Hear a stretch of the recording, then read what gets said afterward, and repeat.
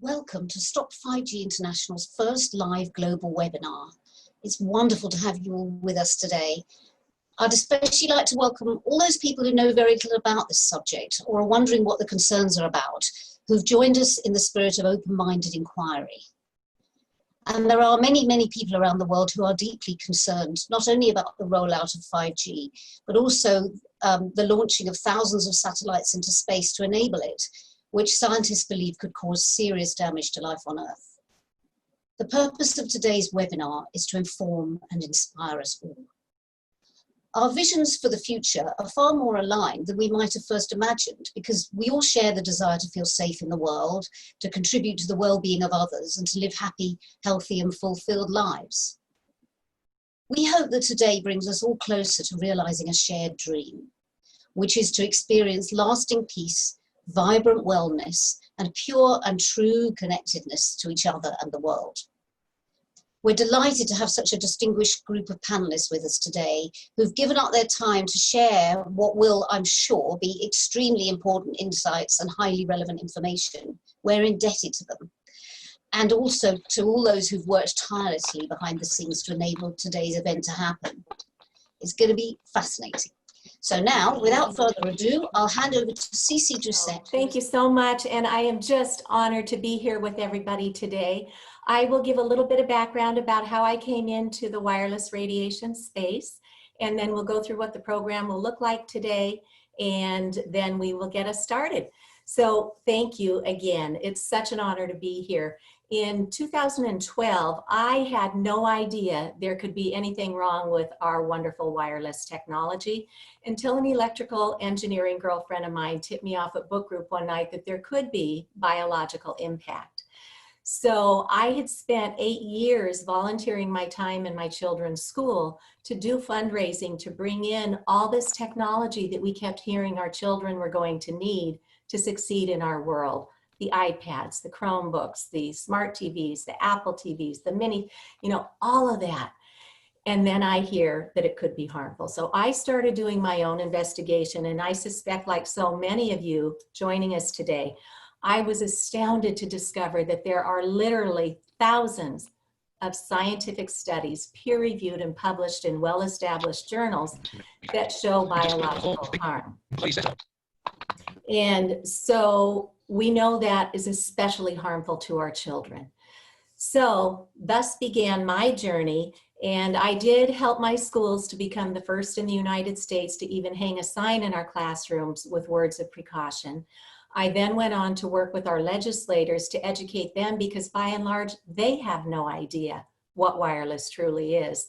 And I was so honored to be introduced by Dr. Deborah Davis to Mikko Ahonen in Europe. Dr. Ahonen is one of our leading scientists in this area, and to Brett and Lynn West in the United Kingdom, who realized that we can't fix this until people are educated. So I was honored to volunteer my time and help build this little nonprofit called Wireless Education, and it's out at wirelesseducation.org. We've distilled this issue into half-hour courses that anybody can take for less than the cost of a movie ticket, and that just helps to keep our little nonprofit afloat.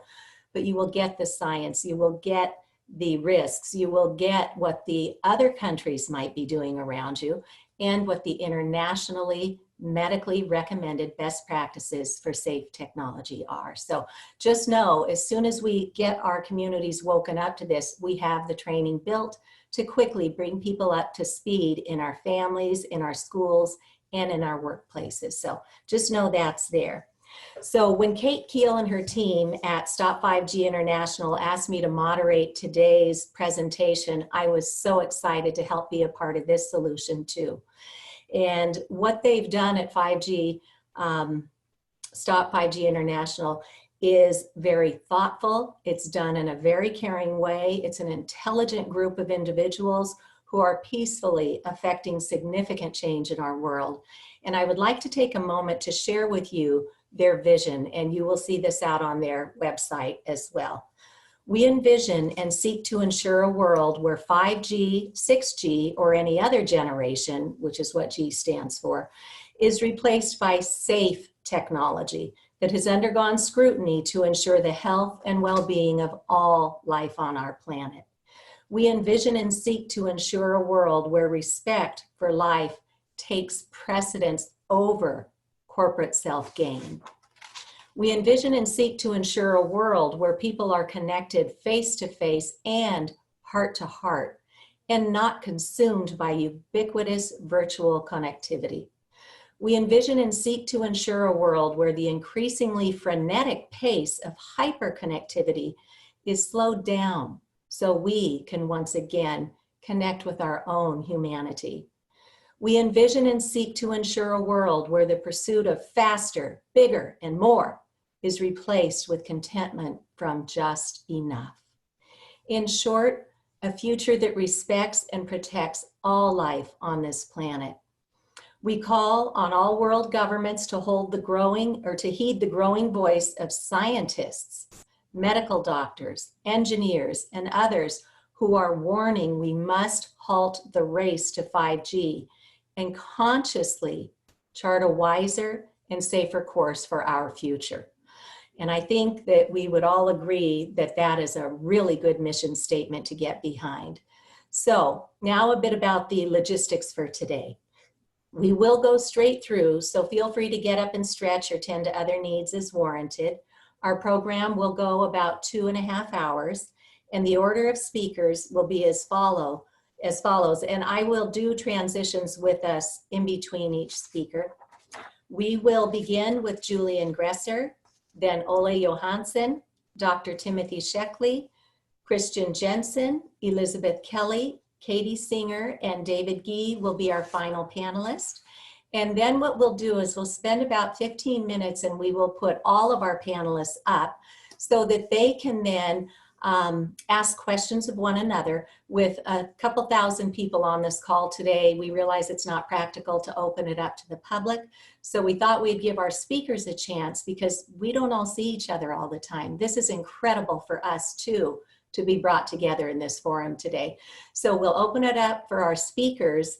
And if folks want to go into their Zoom settings and hit gallery at that point instead of speaker, then you'll be able to see everybody's heads up, hopefully together. And our speakers can speak up to one another and either ask questions or add additional content that touched upon something one of them said, or if they had an, oh, darn it moment after they spoke, they can then go ahead and add to what they said earlier in the program. So with that, it is my honor to introduce to you our first speaker, Mr. Julian Gresser. Mr. Gresser is an international attorney of counsel with the firm Swanken and Turner. He is also the co-founder of Healthy Heavens Trust Initiative, a recognized expert on East Asia, and a former visiting Mitsubishi professor at the Harvard Law School. We are so very grateful that Julian is currently co-counsel in an administrative action before the FCC, or the Federal Communications Commission here in the United States, requiring the agency to follow established procedures to protect community health, the environment, privacy, the national security before authorizing over 40,000 low orbit satellites. Mr. Gresser will propose an international collaborative framework for attorneys, legislators, and advocates to ensure the imminent commercialization of the last frontier, outer space, is approached with care, respect, intelligence, and wisdom. He will conclude his presentation with a brief discussion of practical tools for members in a 5G action network to help us all achieve this objective. Welcome, Julian. Go ahead and unmute your camera and your microphone. Cece, thank you very much for that introduction. I must say I'm really moved by the mission statement. It's quite remarkable that so many people around the world can align and ally with such a powerful statement. So I congratulate you on that. What I'd like to do is very briefly introduce myself, outline my assessment of the problem, and offer a practical pathway through the madness and chaos within the next 180 days. By way of self-introduction, supplementing what you said, I'm really speaking from the trenches here as an international lawyer, environmental lawyer, professional negotiator, inventor, who at 76 has somehow come back and find myself in this 5G satellite world. As I say, I would like to offer a pathway through the chaos that brings the skill of hand, the intelligence of our minds, and our collective wisdom and vision of heart. So let's begin with a definition of the problem. I think we've entered a perfect storm of at least 5 crises happening simultaneously. We have a health pandemic with corona, a cascading economic crisis, constitutional crisis is happening at the same time, not very well known to many, political crisis, and a profound existential crisis. When many people are asking, will they return to normal? As if there ever was a normal. But the corona pandemic may not be simply an event. What if there's no return to normal? What if the whole idea of normal is now different? So this is a complicated crisis. And in crises, people tend to turn to simplistic solutions like 5G, satellites, it's a panacea for so much. It's so simply stated, as Elon Musk points out, a UFO on a stick that comes to rural communities who do not have excellent internet access. Who wouldn't want that? And there really are true benefits in medicine, telemedicine, linking isolated rural communities, and driverless cars. A dear friend of mine, a relative, a senior member of the Academy of Engineering in Silicon Valley said to me, what are you talking about opposing 5G? Can you imagine a world without driverless cars? And we're seeing a massive space grab in our last frontier, the heavens. So there's a remarkable confluence of interests here, at least superficially, Democrats, Republicans, the government, we cannot ignore the fact that large segments of the public really want 5G. And it's happening at extraordinary speed, compressed even in the last few weeks. The FCC has approved 1 million Earth stations. The Falcon went up on Thursday with over 50 satellites. There's a grab by the FCC for the spectrum, even horrifying the Defense Department. It's moving so fast, which the Defense Department has objected. And a massive bait and switch in which altitudes at the mid-orbit level, which were approved, are now being proposed for low orbit. And accompanying all this, a remarkable delegation of public responsibilities by the FCC in particular to private corporations. And I think we must concede a true genius at work. We must marvel, I think, in some sense, at the vision of Elon Musk and these other engineers. Imagine a world where everybody's connected by these satellites and every piece of information you want is at your fingertips, all brought to you. And it's the new frontier of the exploration of outer space. So I think we have to marvel again at the genius of this conception. However, but just because something is brilliantly possible in an engineering sense doesn't mean that it should be done, and it should be done recklessly. So it comes now to the diagnosis and the remedy. We can summarize the essential message of what I'm trying to convey in one word. It is the problem, and it contains a solution. Balance. I want to state the problem in very specific terms with a plan. What is happening is that we are wildly out of balance. So the solution is how to get back into balance, and how can we do it in 180 days? How can we navigate through this chaos? Well, we begin with an understanding of points of vulnerability. First of all, it seems that a lot of this is being driven by the FCC, which is seeing itself, arrogating to itself as a self-proclaimed supra-constitutional agency. The this program, not only the satellites, but 5G generally, is too dangerous to insure. No insurance company will underwrite the risks. And also, it fails to address any of the harms. It's a free-for-all. The scientific record doesn't matter, but it's so strong, at the very least in legal terms, to produce what we call as lawyers a prima facie case. The business model itself is vulnerable. It depends on huge subsidies, in particular the satellite program, which has been proven by every other company to be a failure. So it requires massive subsidies, $16, $20 billion, and an undisclosed subsidy, which is that the public has to pay for the harms. The public pays principle. The business model also thrives on massive ignorance of science and legal rights, and the fact, at least in the United States, there's a monopoly. Look around. Have you seen an optical fiber wired industry? Of course not. It's all been subsumed and acquired, so competition and innovation is being suppressed. So I think the key challenge is one of coordination and effective collaboration.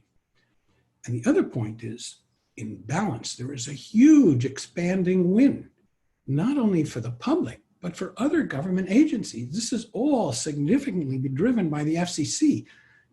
We cannot assume that the Defense Department in the United States, the State Department, diverse groups, the Department of Agriculture are overwhelmed and happy with what the FCC is doing. Of course not. These represent huge constituencies to get behind a shared plan, a balanced plan. And the interesting and important point is the solutions at any level, the local level, the national, the federal level, internationally, can instantly be shared because the problems are common. So I want to give you a short roundup as to what is happening and can happen at the national, the local, and the international level, and tie it into the satellite program.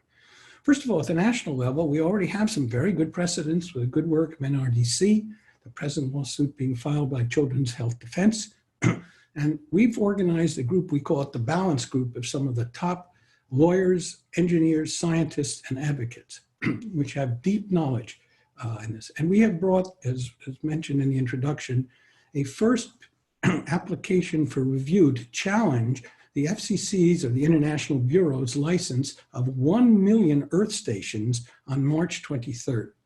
Now, this whole approval was a blanket license, which means that basically the applicant, SpaceX, can install without notice these Earth stations anywhere it decides to do so, without notice or without any assessment. It depends, it is required by the FCC in something called a radiation hazard report, which is vulnerable. And we've challenged it with excellent expert declarations.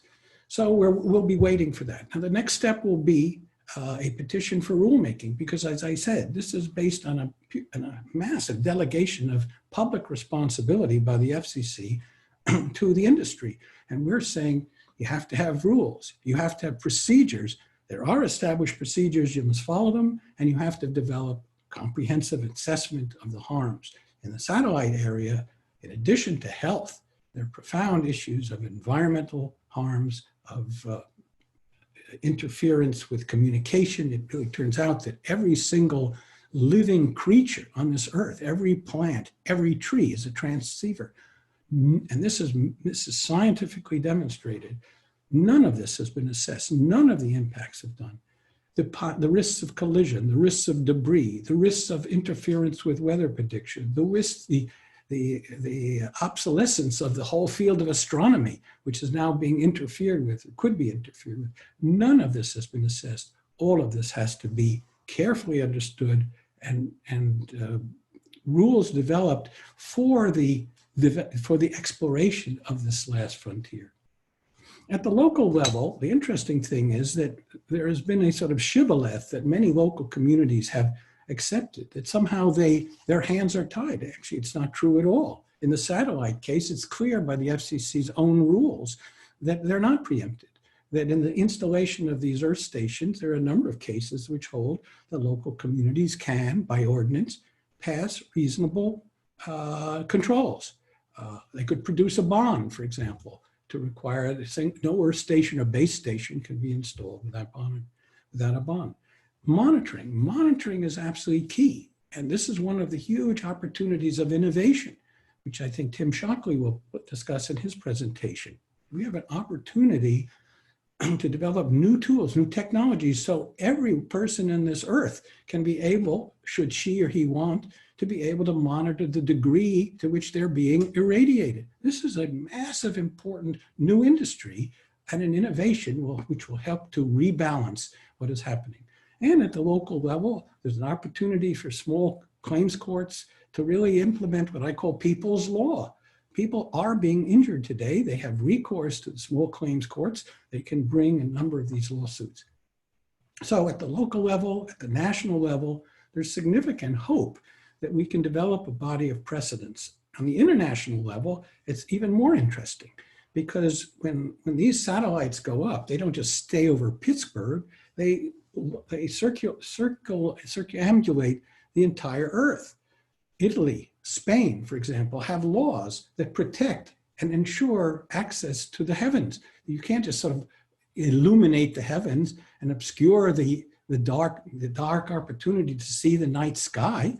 This is a violation of Italian law, of Spanish law. So there are opportunity for lawyers building on the record that are developing in the United States and other countries to bring legal actions holding the FCC in the United States for accountability.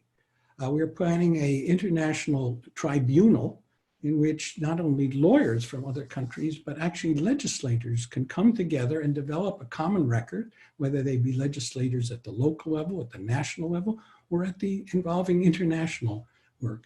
And we can use this process, as I say, to accelerate innovation and open up new markets for optical fiber companies who will compete with the wireless. Interestingly, on March 23rd, President Trump signed the Secure 5G and Beyond Act. And that requires, within the next 180 days, a strategic plan to address the vulnerability of the wireless industry. This is quite an amazing opportunity for what we're talking about with our 180-day plan. And we have made this a point in our application for review, which is really based on four base principles. The first is, this is a matter of national security. It is insane to predicate our national security on a wireless infrastructure dependent on satellites that could be taken out in a day. I mean, it's absolutely extraordinary that the present program would want to put the country at this kind of risk. We're saying that there are established procedures that must be followed. We're saying further that there already is law on the books that the agency, the FCC, is supposed to coordinate with all these other agencies, and you'd be absolutely stunned how many agencies in the United States have as their core mission to protect the public health and wellness.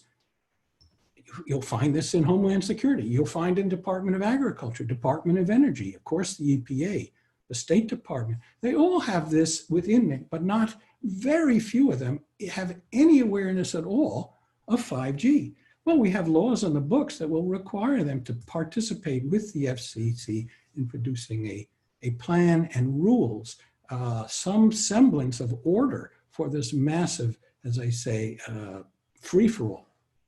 And of course, this structure that I'm suggesting within the next 180 days is a precursor to the next stage of legal action, which is, I think, massive damage actions.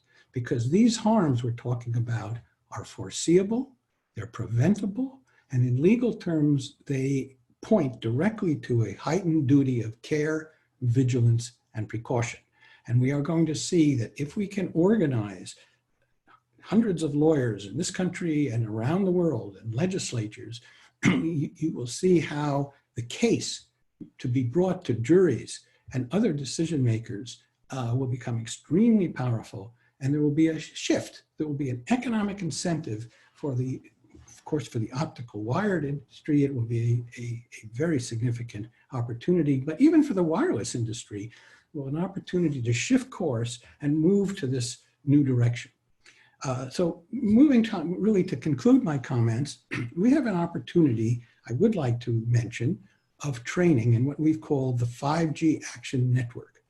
And what we are offering is a special, how should I say, proposal that for the audience, if there are 12 people in our audience that would like to train together with us in a proven system of negotiation, there would be three advantages to this. One, the system that we've developed with an online series of courses has been proven to win, because our plan, this balance plan, is a program to win.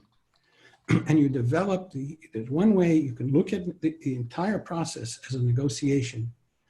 You can approach it in an ad hoc way, or you can approach it in a systematic way. So every single move that the players on the other side are making, which I call the shadow game, you can understand, you can neutralize, you can go around, you can let in.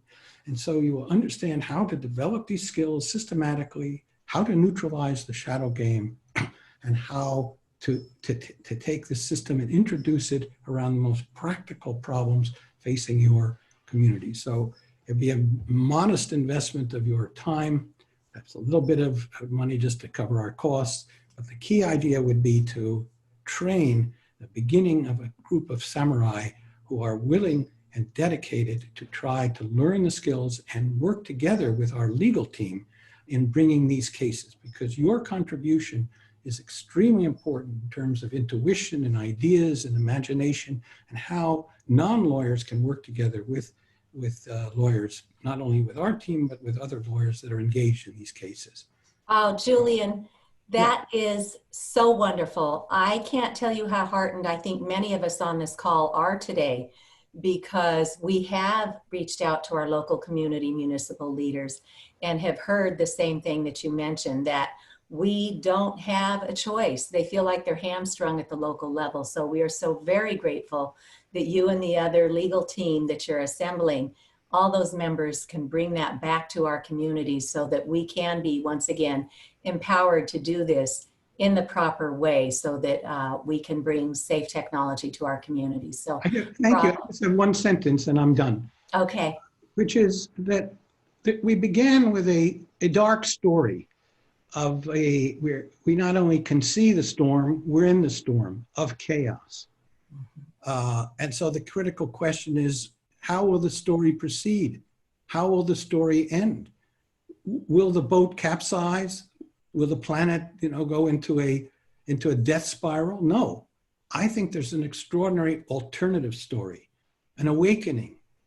And law can be a vehicle, just as it was in Japan during the cases of pollution control and injury, of value creation and societal transformation. Every person, every tree, every living thing on this earth is a transceiver. I mean, I was struck when I learned that from Joe Sandry. And this is not metaphor, this is reality.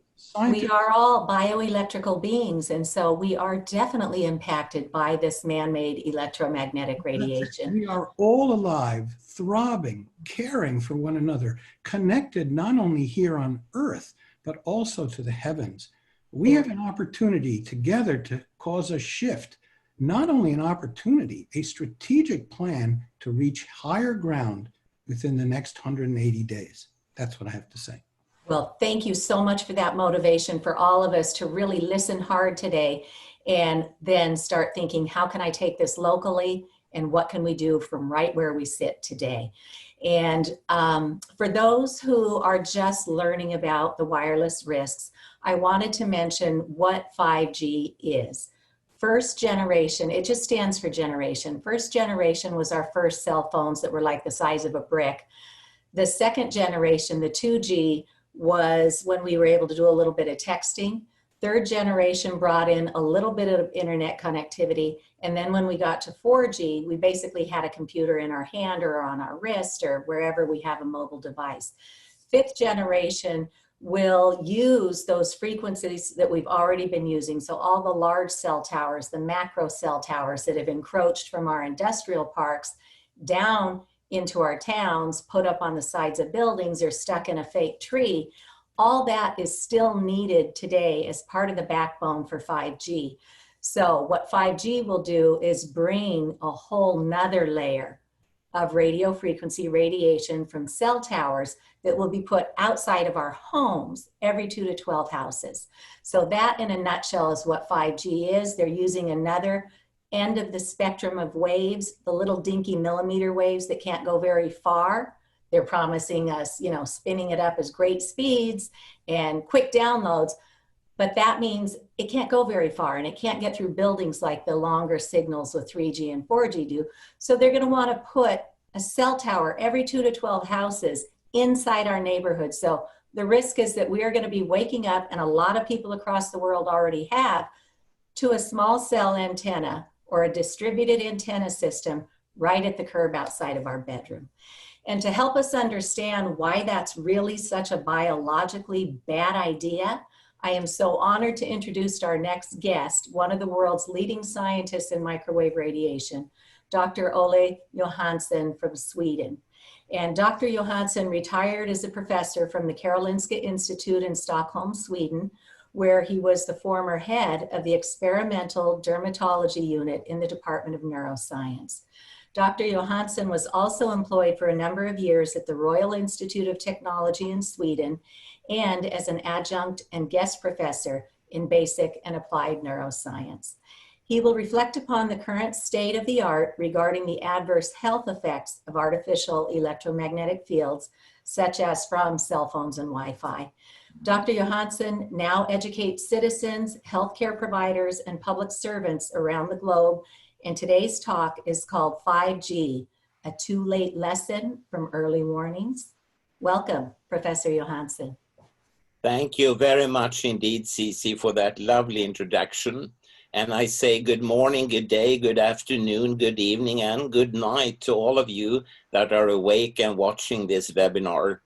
As all of you know, I love all living creatures on our planet, especially elephants. But not elephants in the room. They disturb me, and the lack of answers to simple questions about them disturb me enormously. I often think about our current world as being a potential demonstration soon of too late lessons from early warnings, and they make me frustrated, stressed, and even scared. I also love hedgehogs, and as a tribute to them, today I look like one growing my summer beard. And no, I am not, and Sweden is not in panic mode or lockdown. The current situation is near normal, and for me personally, completely normal, in case you wonder. For the first time, it feels quite good to be a composed and pretty boring Swede, you know. Well, it's such an honor to be on board today, being just a small sparrow really among great eagles. This day is more than important for me. It marks a continuous effort to balance madness on this planet. First, I would like to thank the organizers of today's webinar, who have provided their endless time, effort, and support behind the scene to make this a memorable webinar during the International Global 5G Protest Day. Personally, actually, I protest against 4G, 3G, 2G, 1G, and a whole lot more of artificial electromagnetic fields. But let's start with 5G. And without the work of the organizers, and without the addition of the other very important speakers today, and without all the 5G Protest Day organizers around the entire world, nothing would have happened. As an academic scientist and as a citizen of the world, I thank you from the bottom of my heart. Secondly, I want to send a message to each one of you out there right now listening to our webinar. I rephrase what a great statesman once said: never was so much owed by so many to so few. A wartime speech made by the British August 20th, 1940. Pilots who fought in the Battle of Britain have been known as the few ever since, at times being specially commemorated on the 15th of September. I suggest now that we from now on keep April the 25th at a similar commemorative day for all of you, never giving up, working 24/7 to save this planet, its life forms, every man, woman, child, cat, dog, bird, insect, plant, and bacterium. You're also the few, and trust me, you will win. However, to get there, to the finishing line, I hereby will send you a few pieces of advice, and of course, only leaving to you to use them or not. I will not, in contrast to what Cici said, cover all the science, because I know all of you already are experts, and you don't need to hear all the details that we can discuss at another time. Well, along those lines, I want to remind everyone about what I always recommend: to identify first the aim of any endeavor, what I will call the end station or end point. Define the different avenues leading up to that end station. Find the needle point approach to pop the societal industry-driven balloon.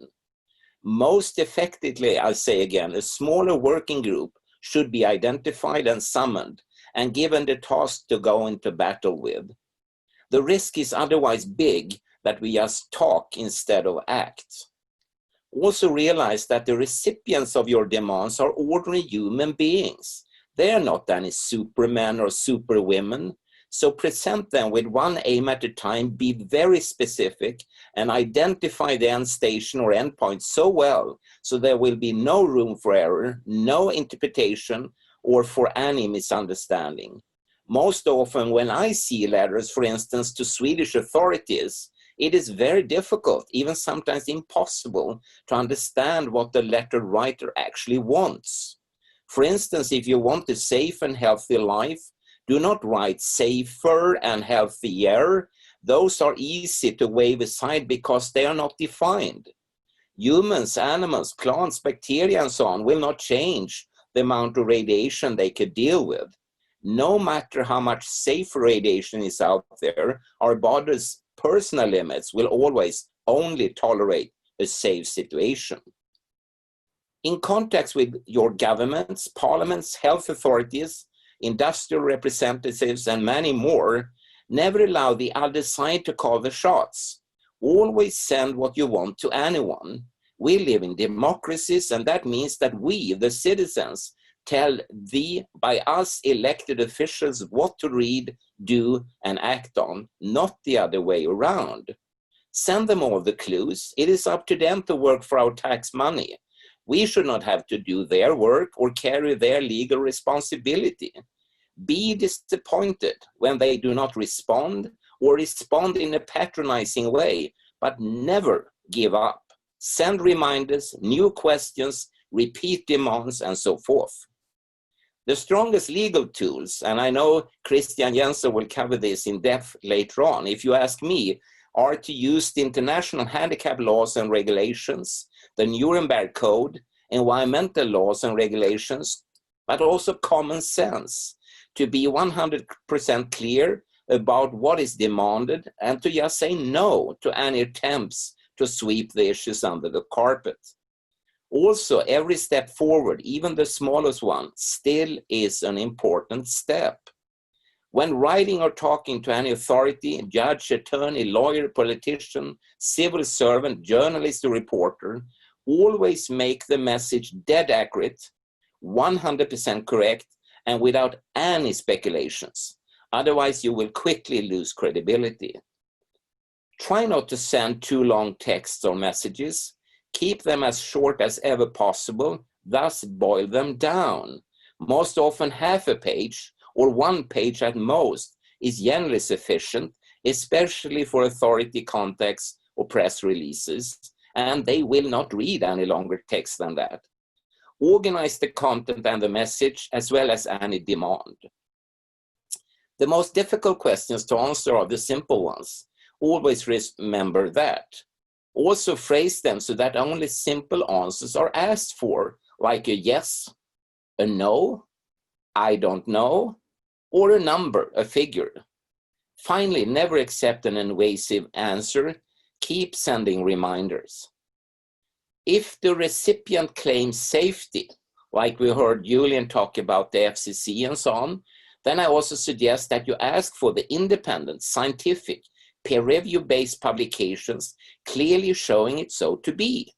If no such are to be found, ask them who is to be blamed and prosecuted if it turns out in the future to harm people's health?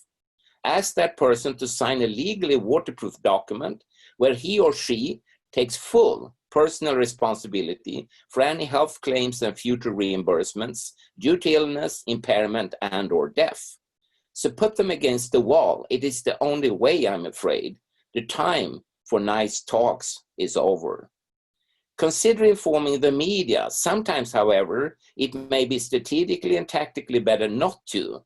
That is dependent on each situation. Finally, never accept patronizing, evasive, or demeaning answers. You are a citizen in an elected representative democracy and not some kind of a circus animal or a slave. As for the topic today, there is great uncertainty about the health risks of 5G technology, and if the harmfulness of 5G is not properly researched and adequately covered, there may immediately be a violation of the protection of privacy and risk of integrity-breaking surveillance, a free living environment, risks to public health and safety, risks of enormous energy waste and lack of sustainability of our communication systems, the risks of loss of local control over public rights of way, and to democracy and the right to physical integrity. I say, promote shielded wired connections, ban any disruption to nature, only build need-based systems, not greed-based ones, and only build for all living organisms safe installations. For every system being dug down into our soil, into our waters, laid on top of the ground, sent into air or into space, demand that the governments and parliaments sign 100% watertight legal paperwork demonstrating no harm. Make it simple for them. For the commercial players, I would strongly suggest to demand some firm action along lines of common sense, like asking the 5G providers for a written and signed guarantee, legally completely watertight once again, that is not harmful to human health or biological health, and request as well a confirmation by which insurance company their guarantee is backed up and what reinsurance company is insuring this particular insurance company.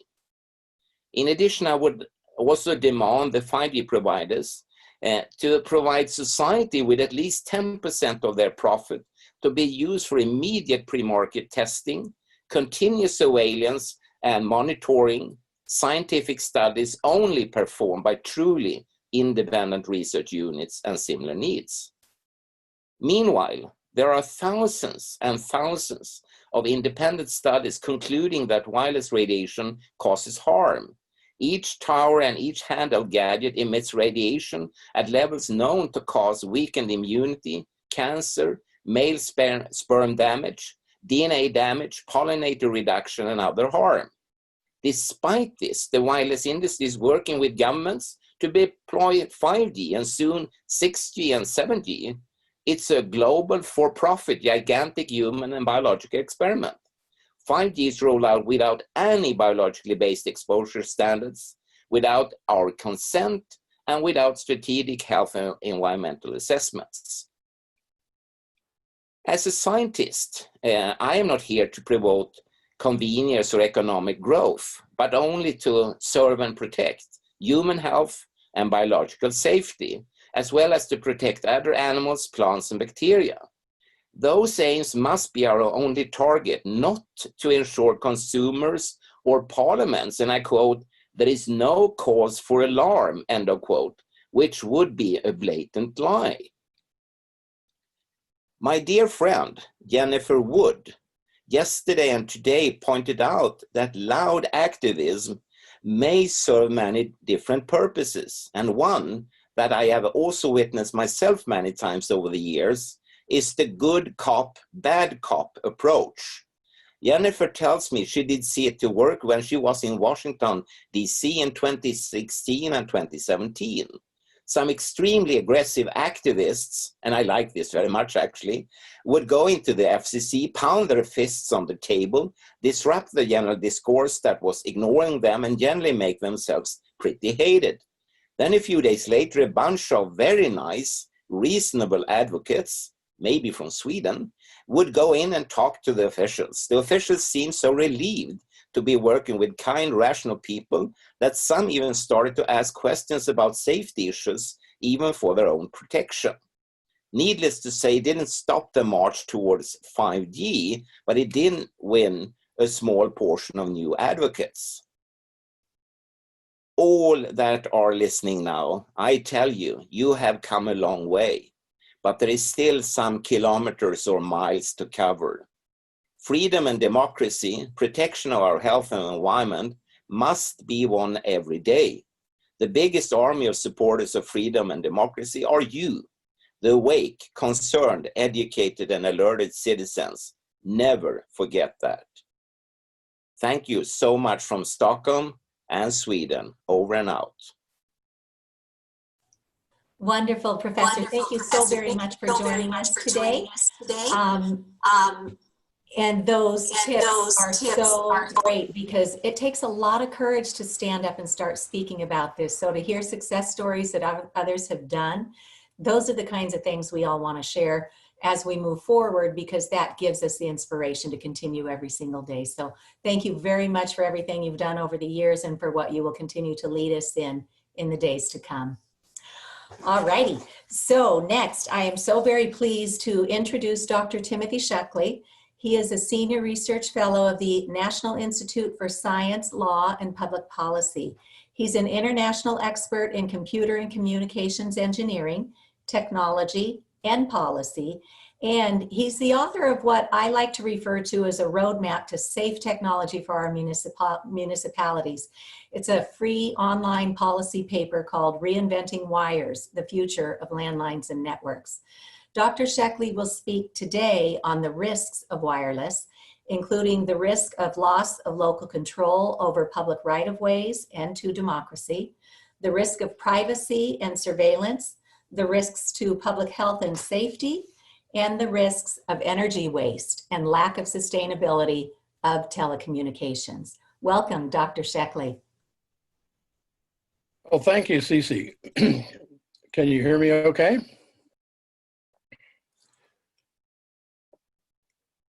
Yes, we can. All right, great.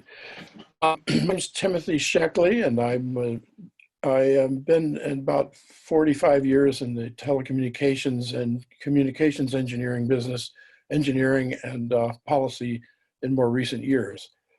I've been very involved in developing a lot of these, both wired and wireless technologies. So I think I can probably shed a light on some of the risks that I'm familiar with. The title of my my talk right now is about the risks of wireless proliferation, the risks to public health, security, privacy, energy, and environment.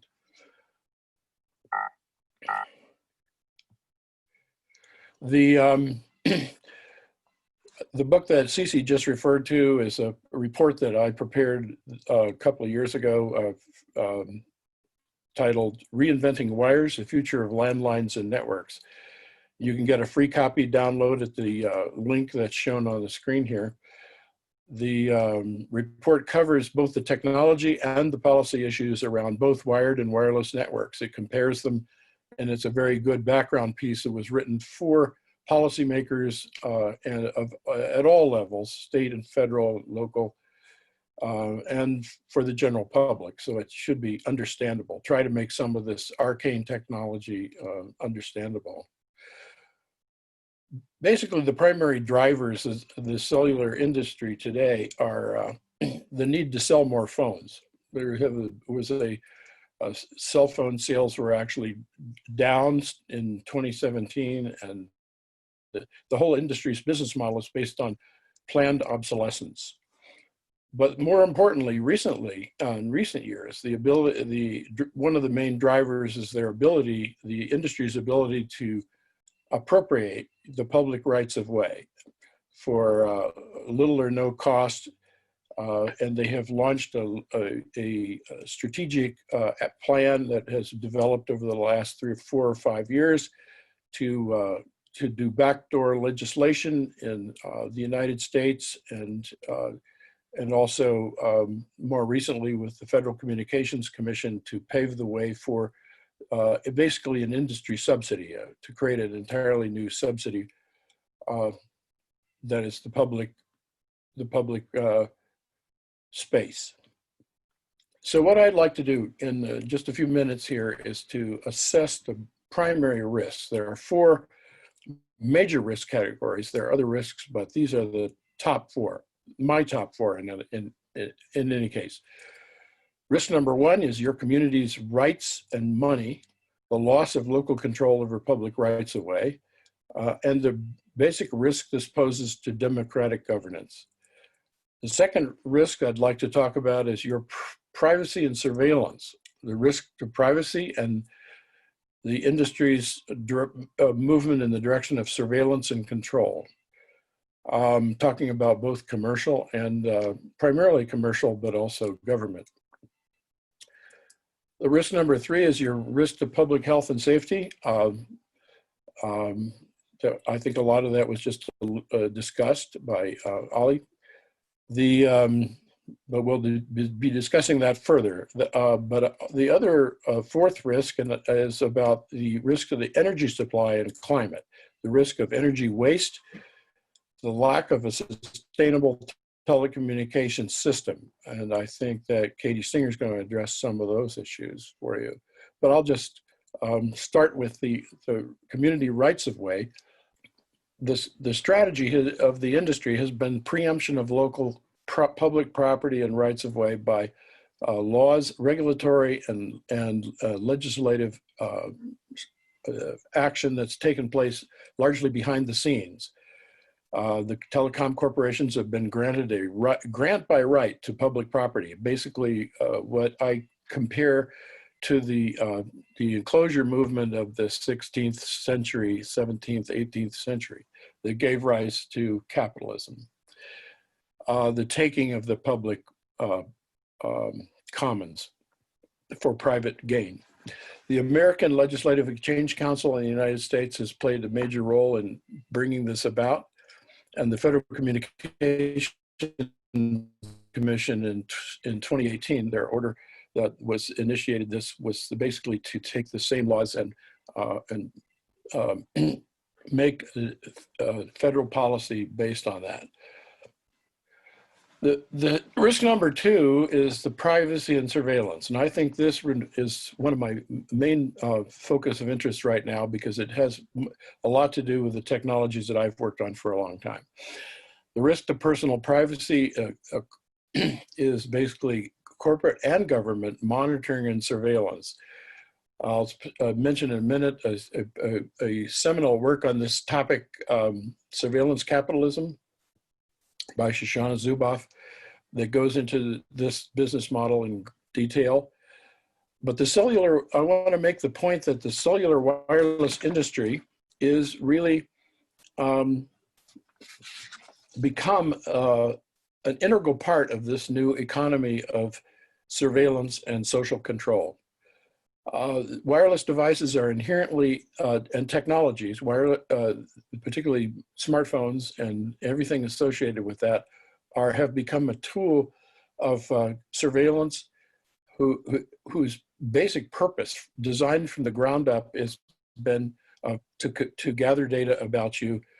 And it's unlike the types of things you would connect to a wired network in your home, like personal computers, things like that. It's fundamentally different. It's designed for monitoring and tracking, surveillance, and for behavioral modification. The whole concept of the Internet of Things is also one of the buzzwords of the industry right now. The idea that everything will be designed to connect to the internet. And the purpose of that has unfortunately morphed in the direction not of doing things that are needed or useful for people, but for gathering data for gigantic corporations to sell to each other and to exploit. I highly recommend this reference, this book, The Age of Surveillance Capitalism, A Fight for the Human Future at the New Frontier of Power by Shoshana Zuboff, a Harvard business professor that was published in 2019, this past year. Wireless products and networks are especially being used to fulfill the need for surveillance and using big data. This book is not about wireless. It's more about the business model of the entire IT industry, the information technology industry, which has morphed over the last 20 years from selling products and services to trading in your personal data and your behavior. This was, according to Professor Zuboff, this basically was invented by Google in 2000, and it's been adopted by Facebook, Amazon, Microsoft, the largest corporations in the world, and now the entire industry following suit to adapt their business models to this new surveillance capitalism model. And it's now been adopted by Verizon and AT&T, the largest telecom corporations in the US, and the entire IT industry. It's become the basis of wireless services and morphing the entire telecommunications infrastructure to wireless. Advertising has become the primary driver for the internet, and it's now about selling the data that gathered by Google and Facebook and Amazon, about initially selling behavior in the form of advertising, but now selling your behavioral modification, which was something that came up in the last election, the Cambridge Analytica scandal, where data was taken from Facebook and used to influence elections. And now, as we move into the future, selling the control of people, in other words, evolving into political control. Wireless devices and networks are complex and proprietary. The surveillance technology is built into the smartphones and IoT devices and appliances and cars from the ground up. But wired and fiber networks are basic to all of this. The wireless could not exist without the fiber, but the primary thesis of my book on reinventing wires is, why not just let people have access to the fiber first and treat wireless services as adjunct service, not as a basic service. The basic service is the fiber itself, not the wireless access point in front of your house. A third risk is the risk to public health. This is not my primary area of expertise, but I did deal with the literature on this field in reinventing wires, and you can see a portion of that is related to surveying that literature, and there's been a lot of work that has been done by others on this. I'll leave this to others to go into, but basically my point is that microwave and millimeter wave radiation both have demonstrated cancer risk from and the potential for numerous biological and health effects is there. There's clear evidence of it. There's certainly enough evidence at this point to take a more precautionary approach. The FCC limits are obsolete. It is energy, the risk to our energy supply, exponential growth of energy consumption by telecommunications is completely unsustainable. Wireless access networks use at least 10 times the amount of energy of a wired network. Fiber consumes the least energy of any type, and probably another 10 times. And the energy guzzling is not sustainable. Nearly 5 to 10% of the world's energy supply right now is consumed by this. It's only 1%. The irony is that only 1% of the internet traffic, by my estimation, is actually useful information. It's mostly garbage, energy, advertising overhead, and surveillance data that is consuming the other 99% of the traffic. So we're launching an effort to prepare a report on this, focused on this energy topic. and sustainability of, if there is such a thing in telecommunications, to really look into the issues in more detail. I think this deserves some more consideration. That's what I hope to be working on next. Just to wrap up on the fiber,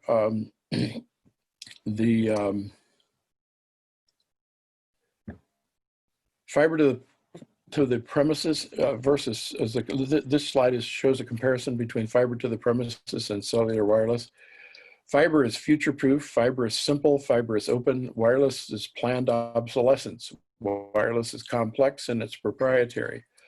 Fiber enables renewables, fiber is energy efficient, but by a factor of, more energy efficient by a factor of 10. Wireless is about surveillance and it's slower. It's always slower because it depends on the fiber itself. Fiber is owned by the community, or can be owned by the community, and it is a basic public utility like water, sewer service, and streets, whereas wireless is an adjunct service and it's for things that move. So in summary, the 5G is the fifth generation wireless technology. It's a difficult term to define. It's an umbrella term. It's an advertising term. It's not a technical specification at this point, a complete one. It's incomplete. It's an add-on to 4G. So you always get 4G with 5G. You don't get 5G alone. And 5G is a marketing tool. It's not a phone system. It doesn't do voice service. It's basically an add-on to 4G for high-speed downloading of streaming video, primarily advertising and movies. Wireless carriers have spent millions on millimeter spectrum, so they're not about to back off. So people need the fiber first. It's an essential public utility. Wireless is an adjunct service. So those are my my remarks. Tim, thank you so very much. I cannot tell you how grateful I am for the wireless paper that you've already written, and I look forward to seeing what your sustainability and telecommunications will be too. I have taken your book into the legislature here in Massachusetts, and I've taken it into town meetings with our select boards and handed that to them. I handed one to Senator Ed Markey at the federal level. So thank you so very much for your life's work and everything that you continue to produce to make our jobs more credible and easier to convey these important messages. So thanks, Tim. Next, I have the privilege of introducing Christian Jensen. He is an attorney at law and a seasoned practitioner in the field of human rights, environmental law, and Europe's GDPR, which is the General Data Protection Regulation about security. And he is also an expert in other areas. Today, he will be speaking on the 5G legal opinion and the Danish initiatives. So welcome, Mr. Jensen. Very much, Cynthia, and thank you for the introduction, and thank you for everyone who takes the time to participate in this essential issue, as well as the other panelists. I'm going to share photos of the presentation as I go along, and I hope that everyone can see what is being the images that I'm showing. So it should say on your screens part 1 and part 2. Part 1 of what I'm going to speak of today is regarding the legal opinion, whether or not it is in contravention of human rights and environmental law to establish the 5G system in Denmark. And part 2 relates to the legal action being taken in Denmark in that regard. I was asked to prepare this legal opinion, and it was published on May 4th, 2019. And there's an English version available at the website, which hopefully all of you can see on the screen link. The first part of the legal opinion summarizes scientific evidence of harm and risk to humans and the environment. And now I'm getting a technical message here. So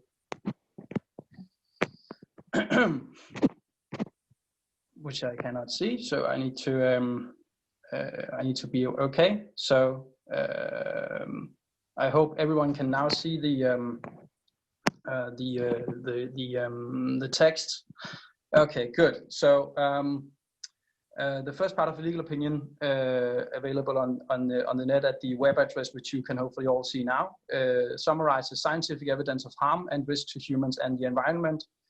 And the second part of the opinion analyzes the international rules from a Danish perspective, which means that people who live predominantly in Europe will also be able to make use of these rules directly. In other parts of the world, I cannot say, but the principles are likely comparable to what we have in other jurisdictions, or could have in other jurisdictions. Being that it has a lot of information, I cannot go through the legal opinion in detail, but I will summarize it accordingly. So I will go to the next page now, please.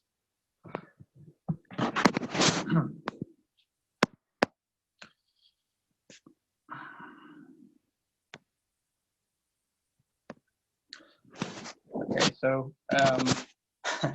this worked the other day, of course.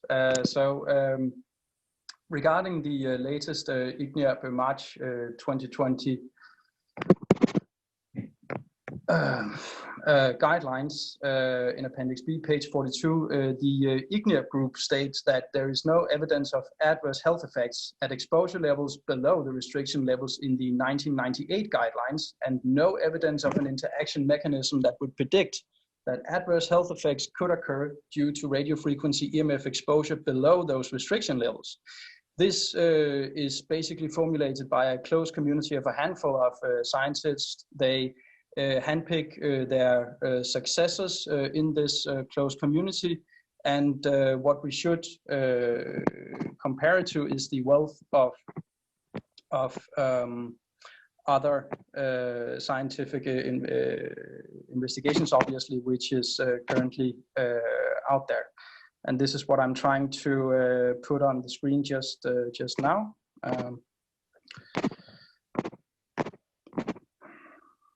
Okay, so the point being that IGNIAP's 14 scientists stand against currently more than 250 scientists from 43 countries of the, for instance, EMF appeal, which declares the following: numerous scientific publications have shown that EMF affects living organisms at levels well below most international and national guidelines. Effects include increased cancer risk, cellular stress, increase in harmful free radicals, genetic damages, structural and functional changes of the reproductive system, learning and memory deficits, neurological disorders, and negative impacts on general well-being in humans.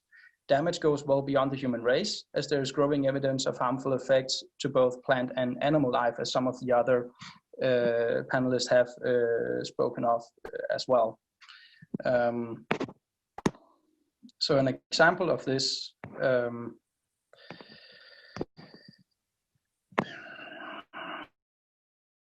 an example of a comprehensive and scientific literary study of primary and secondary sources was conducted by an American professor named Martin Paul, which was a professor of biochemistry and basic medical sciences at Washington State University.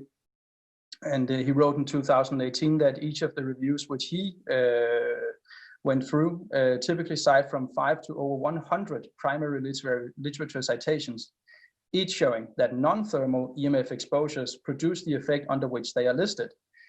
It follows from this that there are not only 11 or more reviews documenting each of these effects, but there is also a massive primary literature documenting these effects as well, scientific literature that is.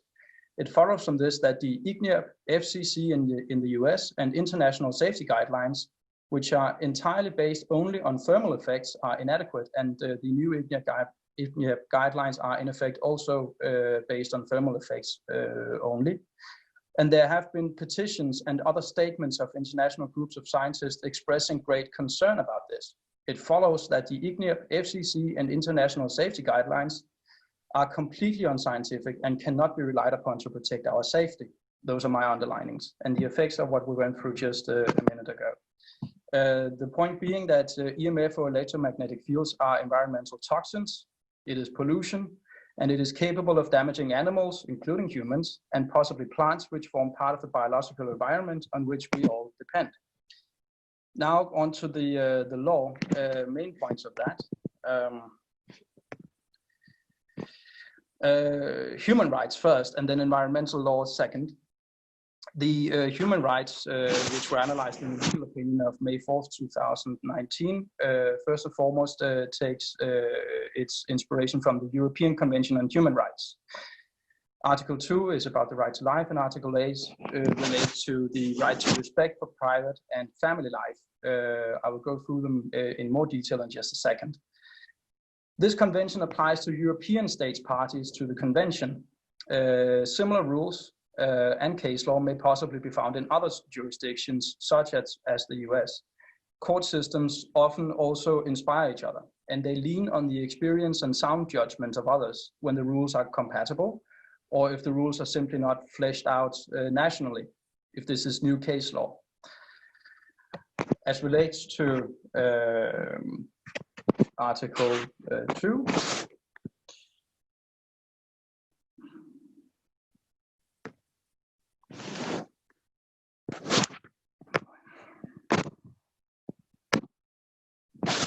on the right to life, there is a substantial body of case law from the European Court of Human Rights. All of the judgments which are mentioned in the legal opinion, and which I also mentioned here, are available online in full detail for free in English. Some judgments from the court are also announced in French. And as regards case law relating to the right to life, it is especially worthy of note that this Article 2 on the right to life, it has a procedural aspect. It is not simply about safeguarding someone from being shot to death, for instance. It also relates to procedural aspects. The article relates to or applies also to pollution emanating from private corporations, not only state-owned corporations. It states the case law that predictable deaths, which could have been avoided, and this is what my esteemed colleague from the US was also referring to in his lecture, as I understood it, predictable deaths which could have been avoided may incur liability for the member state. It also applies to threats to life, which do not lead to deaths. And it applies to both sudden catastrophic events and disease, which evolve over long periods of time. And an example of this is a judgment from July 24, 2014, in a case versus Malta. And if you go into the grounds number 79 to 81 and 83, you will find the central grounds there. The case was about a private asbestos-contaminated workplace, and in which the authorities remained passive against better knowledge and judgment, and therefore the state was found liable, the Maltese state. Member states also have a duty of care and oversight against dangerous polluting enterprise as part of the right to life. The state must therefore set up legal and administrative framework designed to be an effective prevention against threats to life. And we find a reference to this in, for example, but there are numerous judgments regarding this. The Grand Chamber judgment of 2004 in the case of Öner Yildiz versus Turkey, grounds 89 to 90. And the point in this context is that when the national authorities do not act upon known risks, which is to say, send them the information you have regarding scientific evidence, and they do not set emission limits which are able to hinder the predictably life-threatening conditions, for example, death by cancer, they do break Article 2 of the European Human Rights Convention.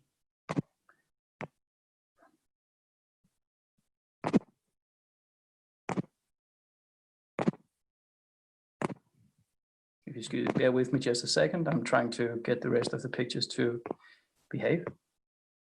There we go. Okay, so hopefully everyone can now see a slide regarding Article 8 on the respect for private life and family life. Such is the wording of the convention itself, which is incredibly brief. It is the case law from the European Court of Human Rights which fleshes out these rights of which I'm now talking about. Article 8 comprises serious environmental pollution that can affect the well-being of individuals and prevent them from enjoying their private and family life. An obvious example not related to electromagnetic fields could be, for instance, informing citizens of the danger incurred when living right next to a waste facility.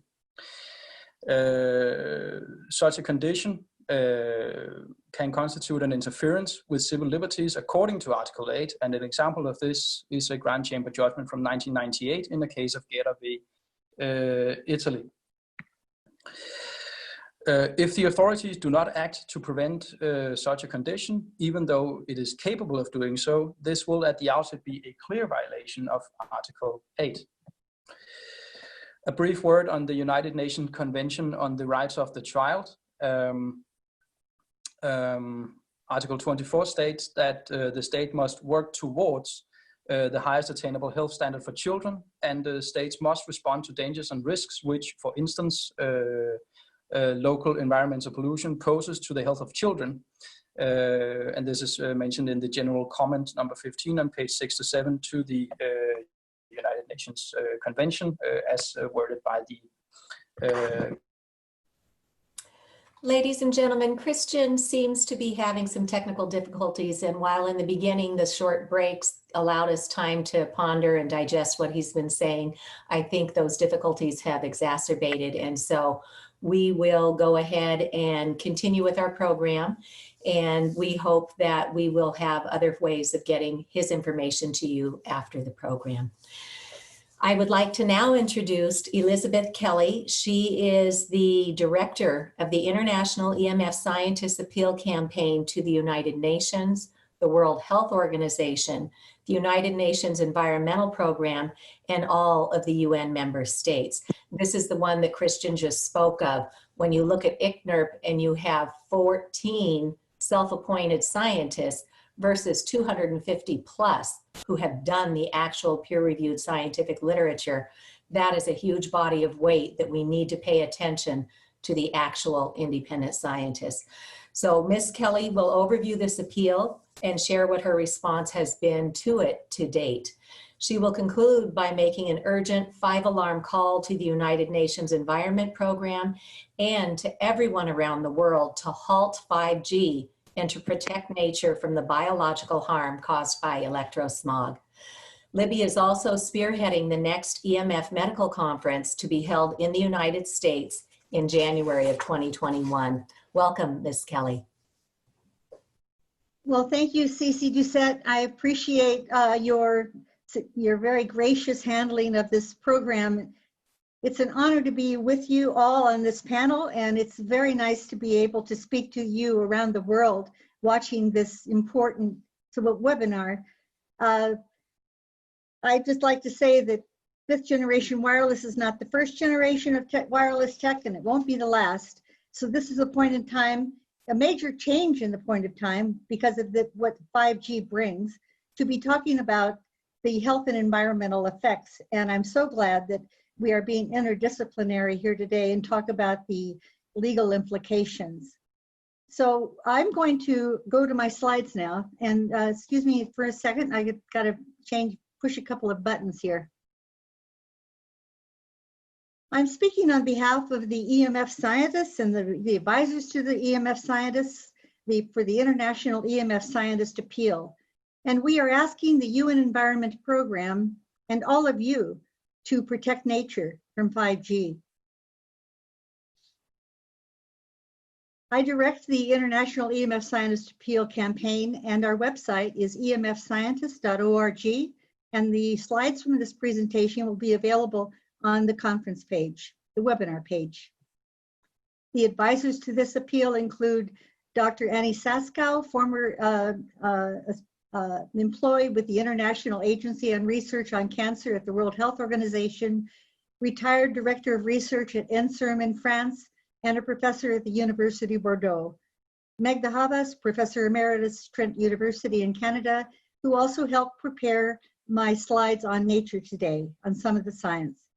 Henry Lai, Dr. Lai is a professor emeritus at University of Washington. And Ronald Melnick is a retired senior scientist at the U.S. National Toxicology Program. Joel Moskowitz is at the University of California, Berkeley. And we work closely together to manage this appeal. The appeal is currently signed by over 250 EMF scientists from 43 nations, and in addition, another 13 supporting scientists who have published in related fields and are actively engaged in EMF education. We have serious concerns regarding the ubiquitous and increasing levels of EMF generated by electrical and wireless devices and infrastructure. The EMF safety guidelines and standards set by international organizations are inadequate and obsolete with respect to long-term, low-intensity exposures common today. Numerous recent scientific publications have shown that EMF affects organisms at levels well below most standards. Damage goes well beyond the human race, as there's growing evidence of harmful effects to both plant and animal life. Now, Christian Jensen just outlined the scientific basis for the concerns raised by the EMF scientists, so I will not read this again, but it is available on our website and on these slides. We urgently call for action by international agencies and national governments. We call upon the UN to exert strong leadership by fostering the development of more protective EMF guidelines, encouraging precautionary measures, educating the public about health risks, particularly those risks posed to children. We call upon the UN Environment Program to convene an independent multidisciplinary committee to explore alternatives to current practices and to recommend precautionary measures that could substantially lower human exposure to RF and ELF, extremely low frequency for electricity, to the UN and the WHO. By not taking action, the World Health Organization is failing to fulfill its role as the preeminent international public health agency. I am not going to read these 9 recommendations thoroughly, so I encourage you to do so. I should say that this appeal has been brought before members of parliaments and congresses, state legislatures. It's been referred to in journals, in publications, and is widely considered an authoritative document. And it also makes these recommendations that everyone can look at and employ. Now, the signatories to the scientists, I'm going to slowly go through these slides. They are so courageous. They're standing together in common cause, placing their careers and their reputations at risk. They're the scientists who have done the research that show exposure below the current threshold set by the ICNIRP, the International Commission on Non-Ionizing Radiation Protection. They've reported these results in their work showing that non-ionizing radiation at levels far below ICNIRP's safety threshold is creating great harm, and they are being ignored. So I'm going to go through the slides, and I'm not going to say much, just to give your eyes a chance to roll over these names, their credentials, where they work, and what nations they're assigning this appeal from. It's just an amazing experience to have the opportunity to represent the views of these scientists.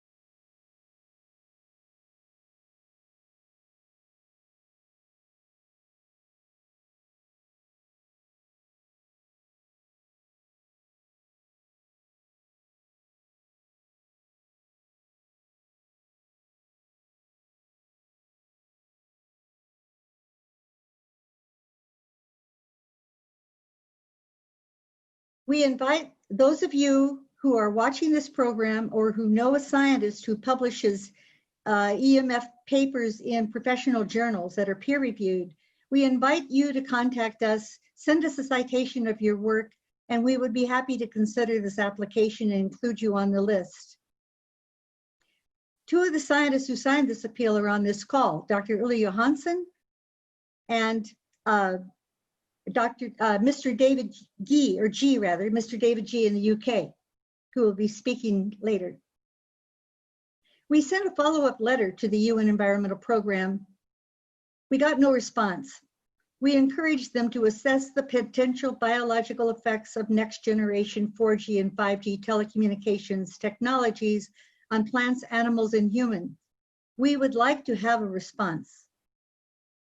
Honeybees exposed to radio frequency radiation are being exposed at 3 times more than before. Other studies report aggressive behavior, reduced productivity, swarming, and abandoning hives. The citations are at the bottom of these slides.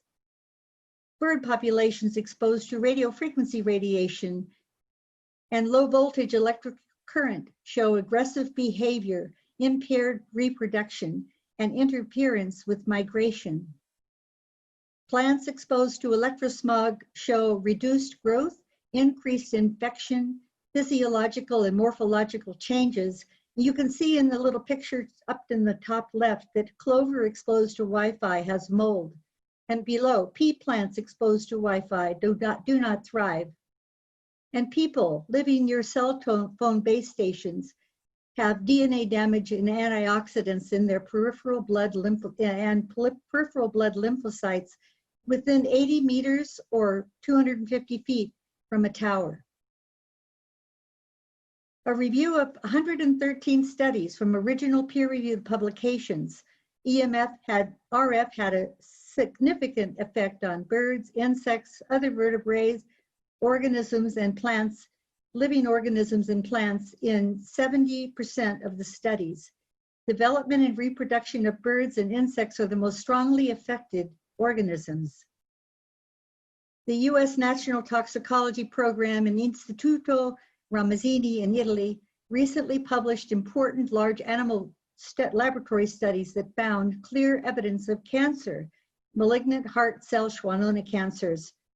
ICNIRP has revised its RFR guidelines reporting there was no evidence of cancer. ICNIRP ignored these important animal studies. ICNIRP's current chairman, Eric Van Rongen, when asked about the International EMF Scientist Appeal, said, well, that's their opinion. ICNIRP's partners with the WHO to convince nations to harmonize with its standards by adopting national RF standards. The pulse-modulated 4G and 5G frequencies were not safety tested prior to deployment of this new infrastructure. In the US, FCC proposes to extend its RFR thermal-based human exposure guidelines to include a 6 Hz to up to a 3 terahertz frequency range, stating that these ultra-high frequencies do not change thermal effects and with the shorter waves cause less body penetration. They're wrong. What are the RF exposure limits for humans, for flora, and for fauna? That's the end of my presentation. And I just want to say in closing that our scientists are giving warnings. Our living cells are crying out in pain. The tiny electrical impulses that communicate between our cell membranes are being disrupted. The Earth is now encircled by electrosmog on the surface and in the atmosphere. Yes, we do call upon the UN Environmental Program to review this. They are the voice for the environment. But we also call upon each of you, as we are the ones who will make the changes happen. We are the stewards of this beautiful planet, and we need to strengthen the bonds that support the web of life. Thank you so much, Libby.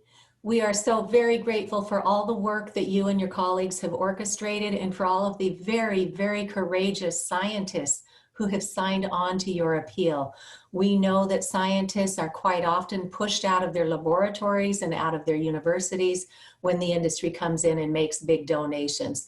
So we recognize and we express our gratitude for the risks that they take to their well-being, to their families' finances, to put the life of our planet and our people and our insects and so forth ahead of their own individual personal needs. It's a huge sacrifice, and we are so deeply in gratitude for everything that everybody who signed on has done, as well as for those scientists who are not in a position to expose themselves to the risks that it would bring to their families. We are grateful for the work that you've done, And we know it comes down to a personal decision. So thank you to everybody in the scientific community who continues to forge ahead with independent, peer-reviewed, published scientific literature.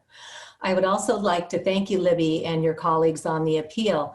When Professor Johansson spoke of, we need to be very clear on what it is that we're asking for, and that is safe, hardwired technology to and through the premises.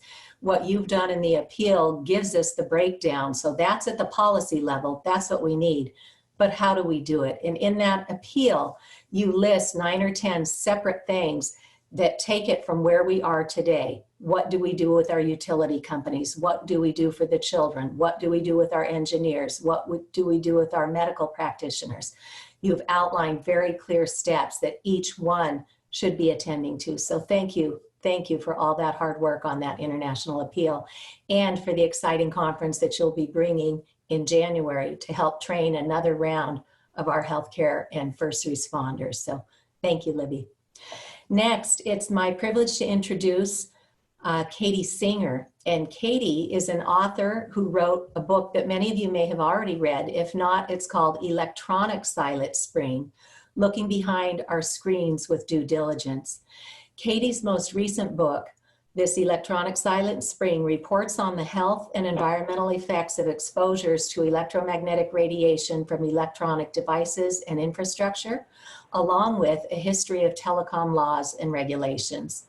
She is currently working on a focus on the internet's energy use, the toxic waste, and worker hazards.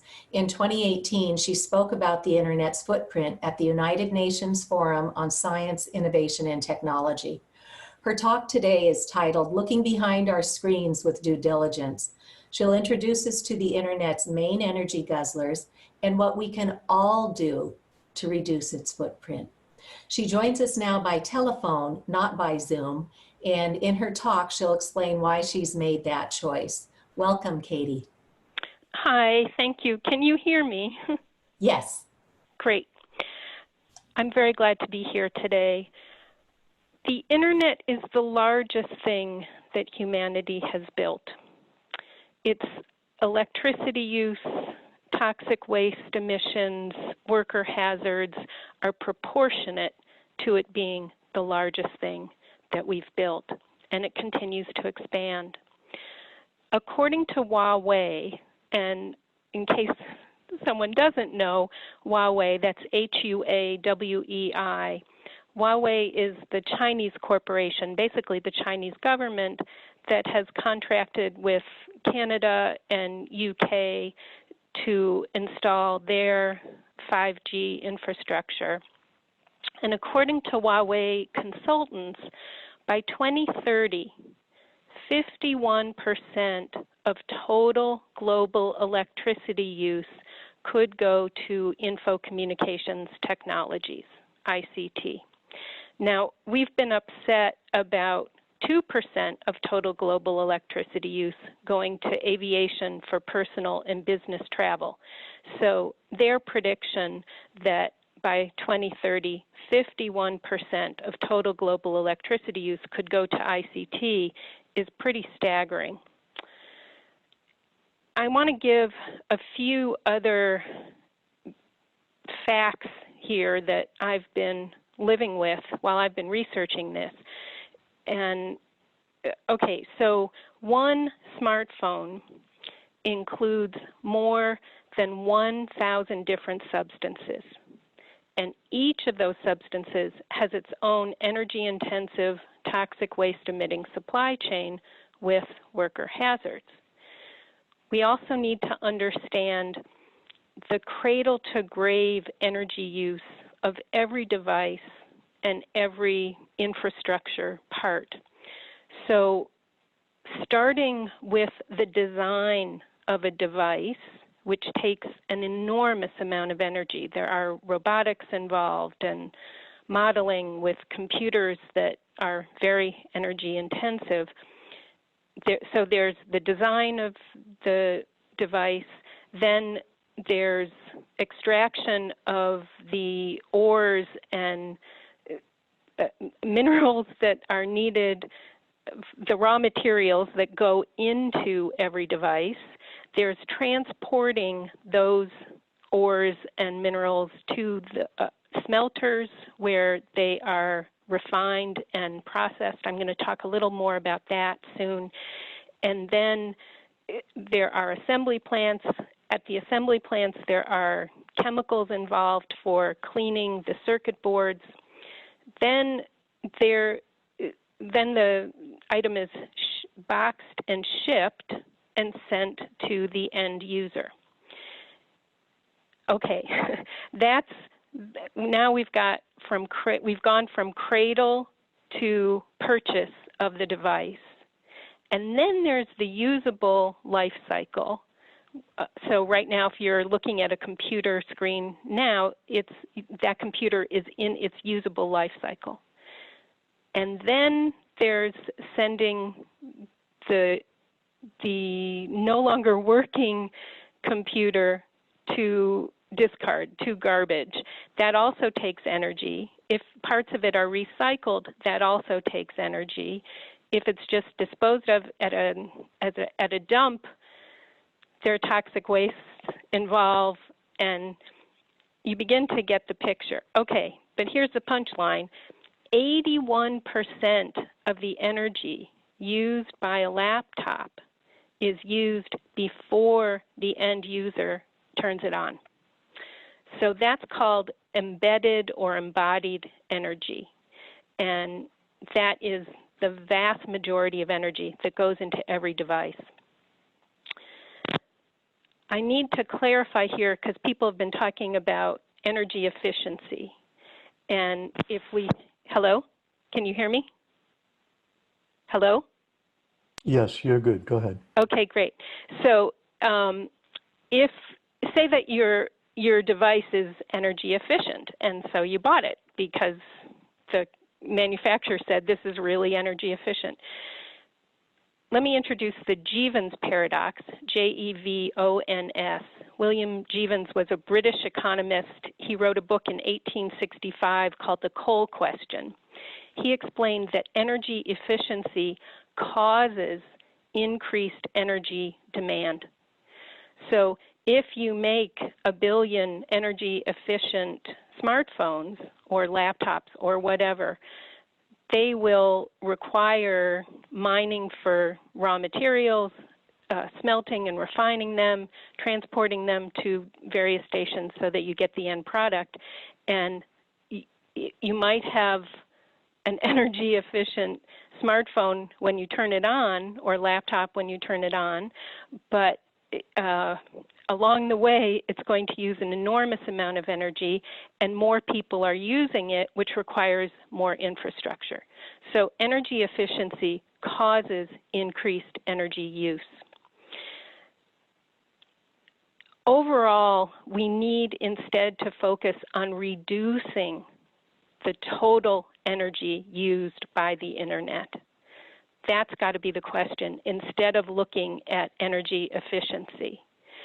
Now, because of the drop in oil prices last week, saying that ICTs, that the Internet of Things and 5G use more energy than we can afford or the Earth can handle ecologically, I've been saying this, and every time I say it, the engineers tell me I can't say that anymore because right now we're in this negative price for oil. So what is the way to go? That's the question I'm with. And I think getting informed about the 1,000 plus substances involved in smartphones and other computers might be a good focus. Conflict minerals also go into smartphones and all computers. And conflict minerals are mined under abusive circumstances. I can talk a little about them. We've also got a lot of water going into washing ores and preparing them, and that is water that could be going to farming and basic cleanliness. Let me talk a little about some of the conflict minerals and other hazardous things that go into every computer. For batteries, of course, there's lithium, and it's mined primarily in South America. And it appears to be a pretty simple process. There will be 18 months of evaporation in order to get usable lithium. All of that water, you can see in some of the slides, is not going to farmers. It's not going to drinking water. There are other issues with lithium. I'm looking at my notes here. The chemicals involved in preparing, here we go. So filtering each ton of lithium consumes about 500,000 gallons of water. And then chemicals like hydrochloric acid, which is used to refine the lithium, can leak into waterways, polluting soil and local wells and impacting fish as far as 150 miles downstream. Coltan, short for columbite tantalite, it's mined primarily in the Democratic Republic of Congo. When it's refined to a powder, it can hold charge. It's also used in mobile batteries. More people have been murdered over coltan than any other single event since World War II. And one of the images is with Dennis Mukwege, who won the Nobel Prize in 2018 for repairing the vaginas of women who've been brutally raped over coltan. Copper, of course, is it's used on circuit boards, and the electronics industry is the second primary user of copper. For every, hold on, here's my figure, for every single ton of copper extracted, for every kilogram of copper mined, at least 210 kilograms of waste are generated. Gold is another major, it's used on circuit boards as a conductor, and mining for gold is one of the major pollutants we've got, taking it out of the ore. N-hexane is a solvent used on circuit boards. There's a fabulous film called Complicit, and it talks about how exposure to N-hexane is causing leukemia and neurological diseases among primarily young Chinese workers who might swipe a circuit board 750 times in a day at an assembly plant. And then we've got silicon. So all computers need transistors. Those chips are what, they're the basic building blocks of computers. And in order to have apps and memory and GPS and cameras and accelerators and other sensors, you need transmitters. Transmitters and receivers are also made from semiconductors. And semiconductors are made from silicon. So we've got to ask, well, how do we get silicon? And I should also say that if you look at a solar panel, you'll see those little white squares under the glass. Those are silicon wafers. I'm also sorry to say that fiber optics require silicon. So how do we make silicon? Well, we start with pure quartz gravel, and then we need a pure carbon, and that can be petroleum coke from the tar sands. It can be, from wood prepared in Myanmar by burning forests or old tree stumps. And then we also need wood chips. those three things, quartz, the carbon, and wood, are transported to a smelter that is kept at 3,000 degrees Fahrenheit for years at a time. And out of that, we'll get metallurgical grade silicon. That's 98% pure, which is not nearly pure enough for electronics. With electronics, you can only have 1 impurity part per billion. With solar panels, you can have 1 impurity part per million. So we need several more energy-intensive steps before we have electronic-grade silicon. Okay, and I'll say when I started learning this, I was scared out of my wits. That, I mean, I don't know how to move from this except to know about it. And there are also, of course, toxic emissions involved in manufacturing metallurgical grade silicon and polysilicon. Whenever something is seen as a necessity, it is really hard to argue against it. And most people now consider mobile phone and internet access necessities. With COVID-19, children can no longer attend school without a Chromebook and a nearby hotspot. And even before COVID-19, internationally, people were wanting universal access for everybody. About 3 billion people on the planet do not yet have internet access. How do we balance that? How do we get access for those people who may be especially impacted by the manufacturing of devices, but they may not have clean water or toilets, and they may not have internet access? The only thing that comes to me is we're going to need to reduce our own consumption. And we who are privileged to have a lot of stuff, I mean, even talking on a telephone right now, I'm using technology that is incredibly privileged. Just to be on this call is such a great privilege and a technological feat. So I think we need to each get really aware of the true costs of video conferencing, streaming video, sending a text message. I have a campaign to reduce our internet footprint. You can see the website on the slides, and I've listed about 100 of the 1,000 substances in a smartphone.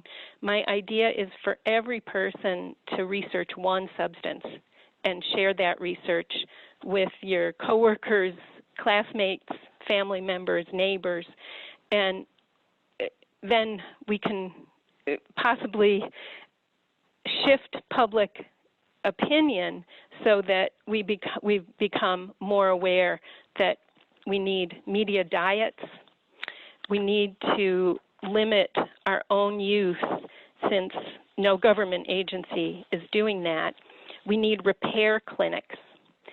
We need to wait at least 4 years to upgrade, and we need right to repair legislation. We need worker protections throughout the supply chain. No electronics for children until reading, writing, and math are mastered on paper. We need websites with less flashy stuff, less videos, less slideshows, less neon stuff. And we need forums with engineers who know the whole supply chain and who understand the Jevons paradox so that they can answer our questions about what will reduce energy use truly. So, pardon me. I'm on a phone only.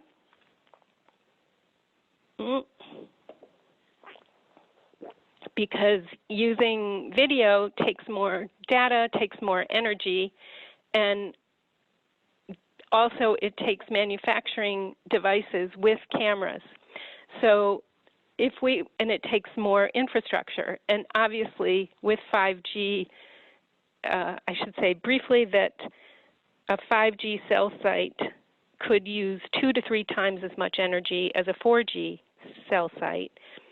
So we just need to commit to reducing our own use and showing that we can.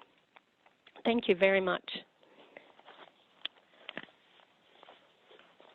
Katie, thank you so very much for that huge dose of reality. I remember sitting inside of a restaurant one day with my daughter and a bunch of her friends, and I turned around and one of her friends was smashing her cell phone because she wanted her parents to upgrade her to the latest and greatest that some of her other friends had gotten. So I think it all comes back to education again, as you say. Let's see how we can invest ourselves in really truly understanding what the cost is of one of these devices, both monetarily and to the people and planet and all the other living creatures that we have to take accountability for. So Katie, thank you as ever for your investigative journalism mind and your ability to write very well. That book, Invisible Silent Spring, is a super read for anybody who can get their hands on it. So thank you. I am honored to introduce our next and final speaker today, Mr. David G. He was educated in politics and economics and has worked for 45 years at the interface or the intersection of science and policy making in the fields of occupational health and the environment, both in the UK with trade unions and Friends of the Earth, and as a European Union civil servant. He retired in 2012 from the European Environment Agency in Copenhagen, and he was there a senior advisor on science, policy, and emerging issues. Today, he's a visiting fellow with the Institute of Environment, Health, and Societies at Brunel University in London. Mr. G is the initiator and co-editor of both volumes of Late Lessons from Early Warnings, which he will use to share some similarities between 5G and many of those case studies that he highlights in his volumes there, such as X-rays, asbestos, lead, petrol or gasoline, and climate change. His talk, which he's bringing up for us now, is entitled 5G, From Insight to Foresight. Welcome, Mr. G, and thank you for joining us. But what I want to share is the following. I'm not an expert really on EMF nor on 5G, but I was asked to look at 5G a couple of months back. And what struck me was that the insights that we have shared in the 2 volumes of Late Lessons from Early Warnings about the growth of 27 other technologies and chemicals that in their own time were new, that there were some remarkable similarities between those technologies and chemicals, which eventually did huge harm, and what 5G appears to be doing right now. So I thought I would share these insights from history in order to feed the ability to apply foresight, the foresight principle, the precautionary principle, which for the most part was not applied to those 27 case studies at great cost. And where it was applied, like with Sweden on antibiotics in animal feed, or in France with neonicotinoids early on, or TBT, it was proven to be a very useful device to use, to apply foresight at the right time to avoid harm. So what are these similarities between earlier technologies that were new and this 5G affair? Number one, hubristic hype always accompanied the introduction of the new technologies. Asbestos was the magic mineral. Leaded petrol was the gift from God. GM Motors, 1925. And here we know, you've seen it all around, the hype surrounding 5G is just enormous. So when I turned to a paper written by industry consultants for the European Parliament's Industry Committee on 5G deployment last year, I read on page 1, marketing hype is widespread. Whilst meanwhile, key questions are not being addressed, like what actually 5G is. What is it for? Is it safe? Does it offer good value for money? And whether anyone will be prepared to pay for it. So hype surrounds this technology as well. Number two, a failure to independently scrutinize claimed costs and benefits. So the second thing is scrutinizing claimed costs and benefits. They are normally produced, of course, by the interested parties, and they always overestimate the benefits and underestimate the costs. And this is probably happening in this area. We need independent stuff. I noticed in smart metering, The National Audit Office here produced a report last year that said even with smart meters, which is a relatively simple thing to roll out, that the costs are already 50% higher than was claimed 10 years ago, and the benefits are not appearing. Number 3, the early closing down of alternative technological means of meeting human needs. In the case of petrol, for example, alcohol was on offer in 1925. It was closed down by the oil industry. So they closed down competing technologies. And of course, wired, visible light communications, photonics are 3 areas that could be promoted at the same time as 5G. We recommend a diversity of technological means to meet human needs so that when the unintended consequences, the inevitable surprises happen, then the damage is not as great compared to a global technology like asbestos, PCBs, CFCs, leaded petrol, when the damage, when it comes, is global. Number 4, a gross imbalance in the research done at the beginning for promoting the technology and anticipating and minimizing the likely hazards. We did an analysis of the telecommunications research produced by Europe over a 10-year period. It's 99% is promoting the technology and 1% is actually trying to anticipate hazards. That proportion needs to be something like 85-15 if we're going to get a sporting chance of heading off some of this stuff that's down the track. A failure to produce independent research, of course, is always there, and you need it in particular to deal with the manufacturing doubt, which David Michaels has chronicled in his book, which is done by the industry promoting its own technology, who will pay scientists to deliberately manufacture doubt so as to slow up regulatory action. Number 6, the failure of scientists themselves to acknowledge ignorance and uncertainties, and also to be clear and transparent about their assumptions and their paradigms. In this field, as you all know, there are 2 paradigms at play, the thermal tissue heating one and the, well, let's call it cell signaling one, the non-thermal one, and the battle is going on and children will suffer in that war between the paradigms. Policymakers don't appreciate that this sort of thing is going on behind the scenes.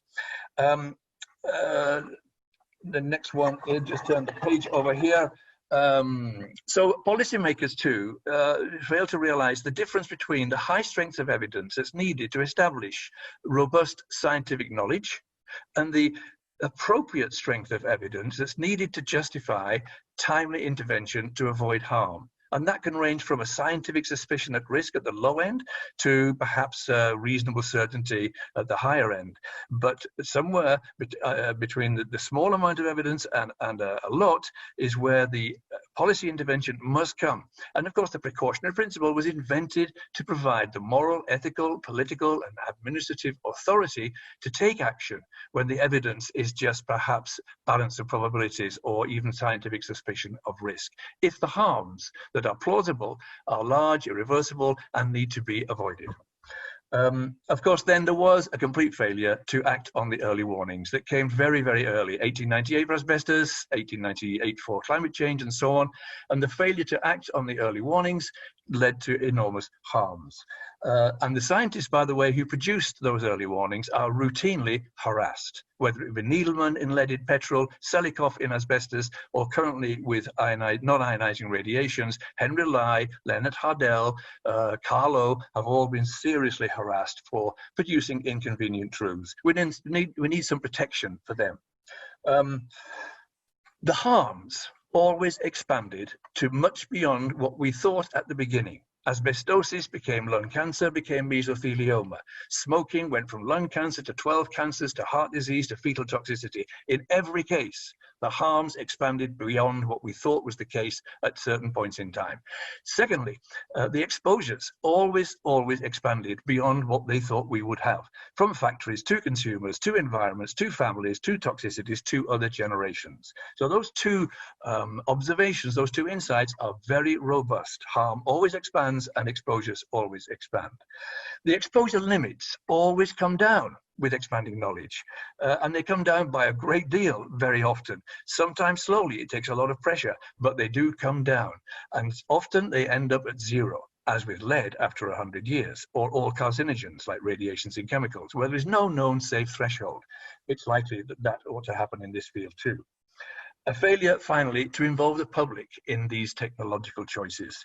In not involving the public just breeds distrust, mistrust, apprehension, and finally helps to contribute to killing off the technology itself. And in this case, of course, as has been pointed out, people's rights, the ability to avoid toxic trespass on their bodies and their children's bodies and future generations is critical here.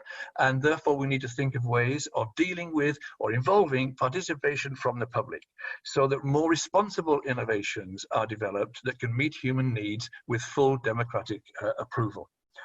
I probably missed one or two out, but I'll finish there because it's late and we can always perhaps expand on one or two things. Thank you very much. David, thank you very much. You're to be commended for getting that all in such a short amount of time. And thank you so very much for showing us that this is not new. And when I was first investigating this issue, I kept thinking, surely somebody's got our backs on this. And it wasn't until 2015 where Harvard's Law School Center for Ethics put out a wonderful report called Captured Agency, how the Federal Communications Commission is dominated by the industries it presumably regulates. And so that was my missing piece. That was something that really empowered me to stand up and say, look, nobody's going to fix this. Public policy is not going to change until the public asks for it, because sadly, I've had to learn that most of our public servants are not public leaders. Yes. They need to do what the public is asking, and if we don't ask, they don't do. But I would like to share that there's a very encouraging piece of legislation here in New Hampshire in the United States, and that is with Representative Patrick Abrami. And we helped to educate him on this issue, and he had a major wow moment. He's an engineer. It's like, wow, what are we doing here? So he brought in some of us to speak. We got it through the House, we got it through the Senate, the governor signed it into law, and now there is a very active commission right now that is investigating, finally doing the due diligence that should have been done decades ago. But that is our shining light here in the United States. Oregon has passed a law similarly, but their focus is to look at the independent science and especially report back on how this impacts children in school. So we do have a lot of light shining on this issue, but again, until the people become confident enough and come out of their comfort zone and speak up, that's where the change is really going to happen. So thank you so very much for your time. I think right now what we will do is ask all of our panelists to please unmute your camera and your microphone, and we will just have a bit of dialogue for a few minutes here. So, Cece, it's Julian. Yes. Yeah. First of all, David, I think that was really, really brilliant. And there's a powerful way to bridge the historical insight that you provided with immediate action and to compress the cycle of discovery that you're talking about. And it is a very elegant and simple proposition which we have advanced in our application for review and in our second filing in the next few weeks, a petition for rulemaking. And that is that there are established procedures under US law, under international law. Christian made some mention to that. It's not as though we're, even though the FCC and other agencies are operating as though we're in a no man's land without any law, it's not true at all. The harms that you're talking about put the agency and the companies on notice. They must be addressed, assessed by law.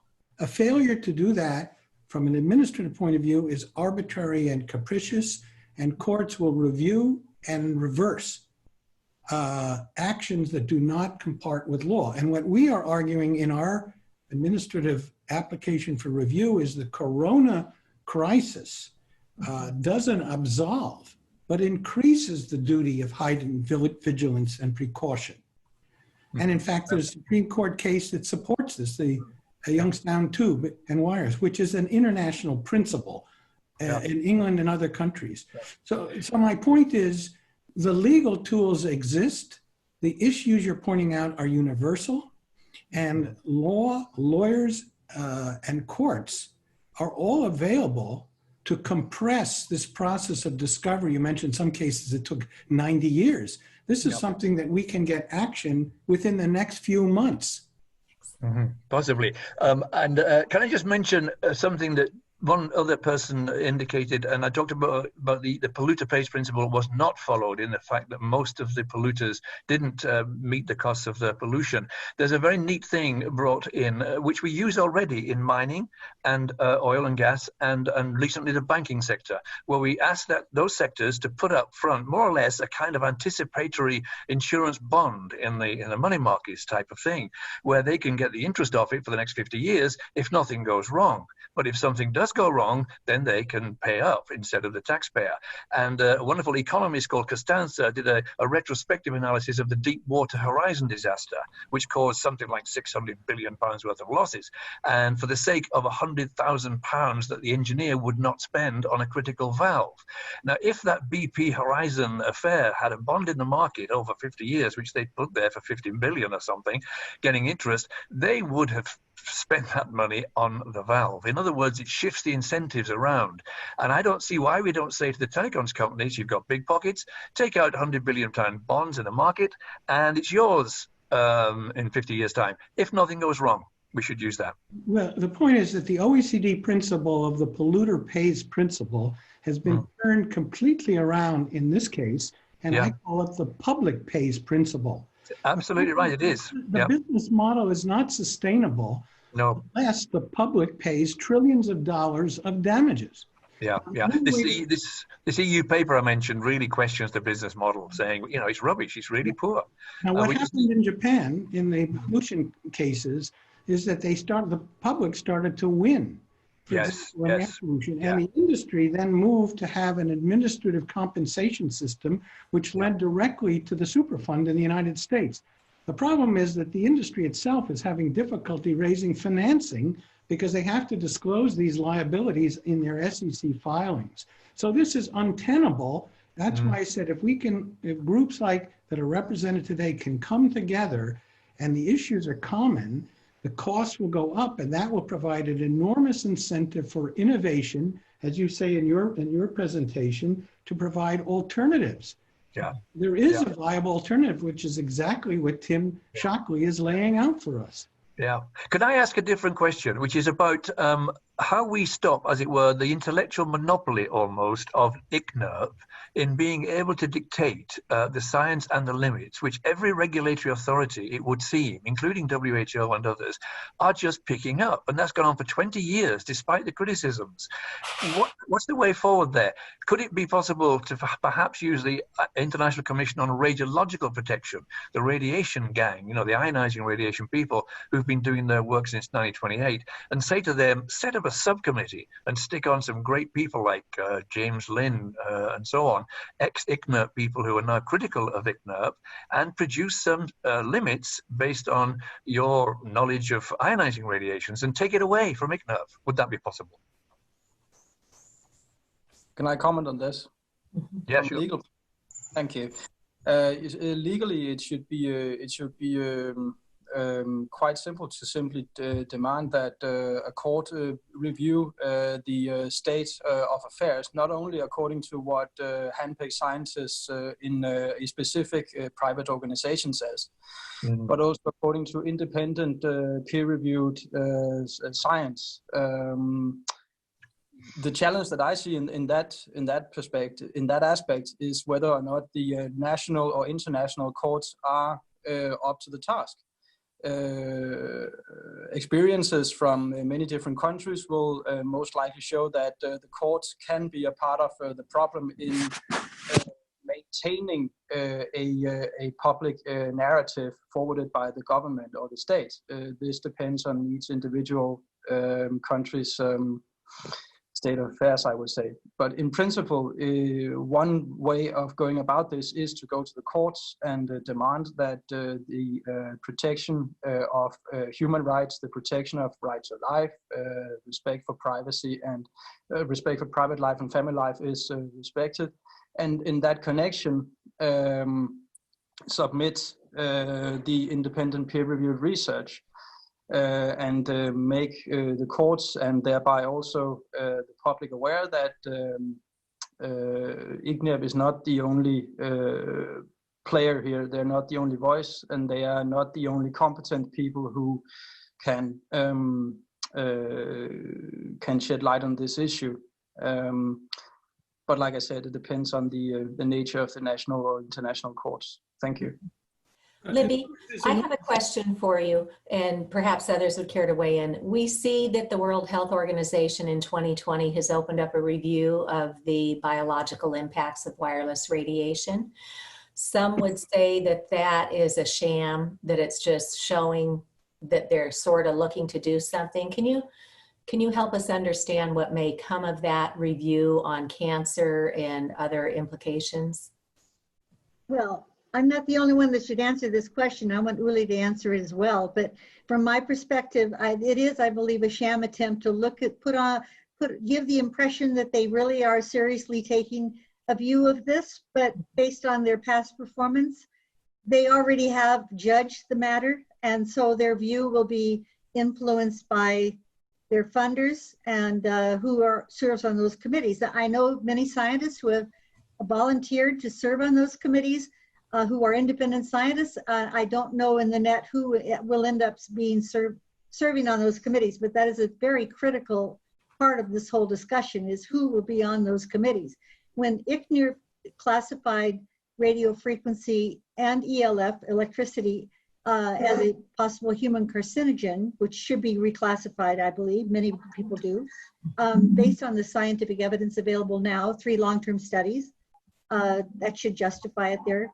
But anyway, I'm not a scientist, I'm just observing this, but this is what I hear them talking about. Anyway, they assured they had an independent scientific review committee that looked at the science then when they came to that conclusion. So people had more faith in that conclusion, even though it was highly contentious. Some people wanted it to be classified at a higher level, but it wasn't. This very well may happen with the way who is handling this RF review process. I'm very concerned about it. Okay, other thoughts? Well, I was going to say that there are many points of leverage here. It's clear that local communities, where a lot of this is being fought out, as I said, have really substantially greater powers. And there's ample precedent of local communities in the United States that have passed ordinances that have stopped 5G and 4G implementation. The law is really in many ways on our side in regard to earth stations. Earth stations can require bonds, can require reasonable controls. And the interesting thing about this process is just a few victories can proliferate, can cascade, can build momentum. One doesn't have to have millions of victories, just a few moves that can tip the balance here because of the nature of our legal system. They can be immediately used in other parts of the US and across the world, these precedents. Right, and I'd like to point out that the Fay School here in Massachusetts, some of you may know, it's a very prestigious private boarding school, and there was a little boy who wound up getting very ill from the radio frequency emitted by the mesh Wi-Fi, industrial strength Wi-Fi system.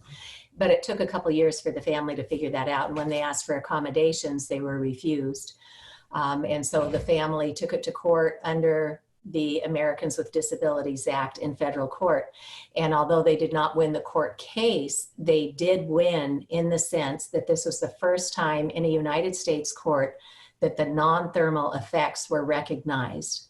And so that is something now that any court in the US could use. So just like, I guess, with the science, and I'm not a scientist, but every research study we do, we learn something new, and then the next study builds off of that and builds off of that. So that's in parallel with what happens in our legal system. So yeah, I think the Disabilities Act and the Fair Housing Act, particularly as disabilities are defined in the law, are very powerful tools, because we're talking about really half the population of people who have medically a legally defined disability, whether you have diabetes, cardiac issues, neurological issues, cancer, and so forth, particularly these vulnerable populations.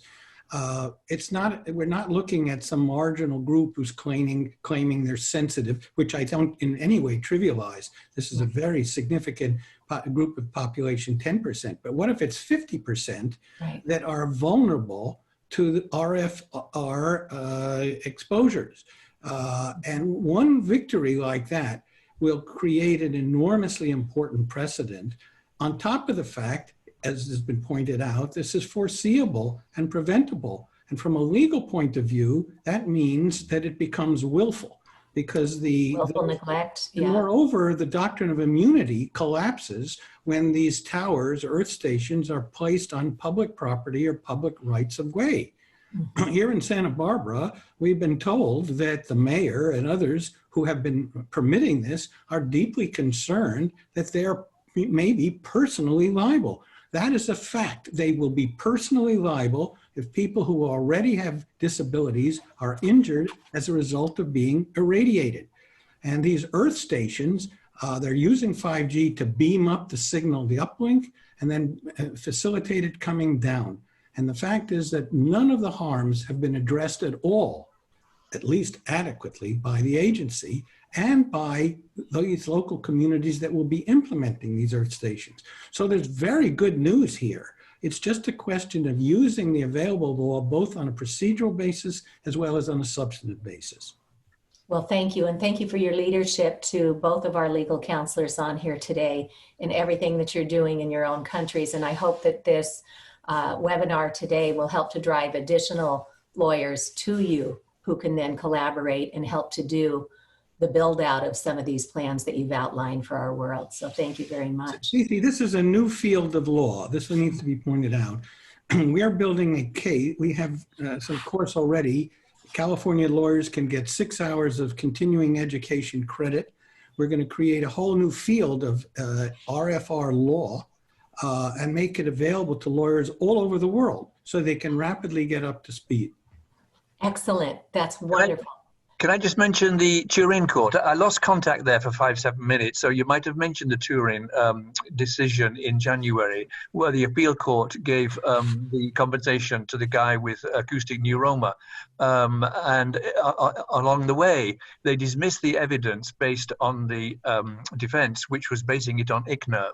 And the court said, ICNIRP's material is clearly so biased that it is not reliable in relation to the independent science, which is a really good judgment that can be used. Yeah, and can be cited, by the way. It may not be dispositive in American courts, but because this is an evolving international body of science and law, these cases are terribly important because US cases can take judicial notice of them, and vice versa, of course. Yes. So I listened to a talk by Robert F. Kennedy Jr., and I think he was paraphrasing Martin Luther King, talking about the 3 ways in which we affect change in our communities and in our world. That's through the legal system, through the legislative system, and through citizen participation. So I would encourage everybody to just continue in joining into this from where you are, because it all has to happen. We can't wait for one or the other to fix it. So while the legal teams are at it, we also need to continue the work to educate all of our local municipal leaders, our school leaders, our friends, our neighbors, and we are just so very grateful to have excellent tools today to do that very quickly. Another COVID-19 shift that happened, I was supposed to give a presentation with the award-winning film Generation Zapped at a library next month, and the librarian reached out to me this week and said, hey, let's see how we can do this online. Come to find out, there's a library subscription service called Canopy here in the United States. And anybody with a library card that's part of a library that has a Canopy subscription can watch Generation Zapped for free.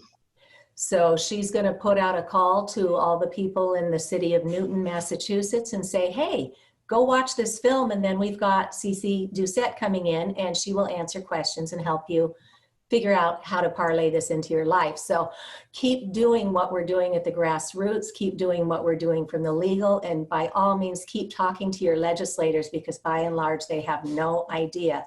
But use these incredible resources. Use Dr. Sheckley's Reinventing Wires book. Use Libby's International Scientist Appeal. Use the little courses at Wireless Education to ensure them we've already got the training built. We need political will to move this forward. So Environmental Health Trust has a plethora of resources. Physicians for Safe Technology, when you're talking to your own healthcare teams, and you should be talking to your own healthcare teams, let them know they can now get credible training.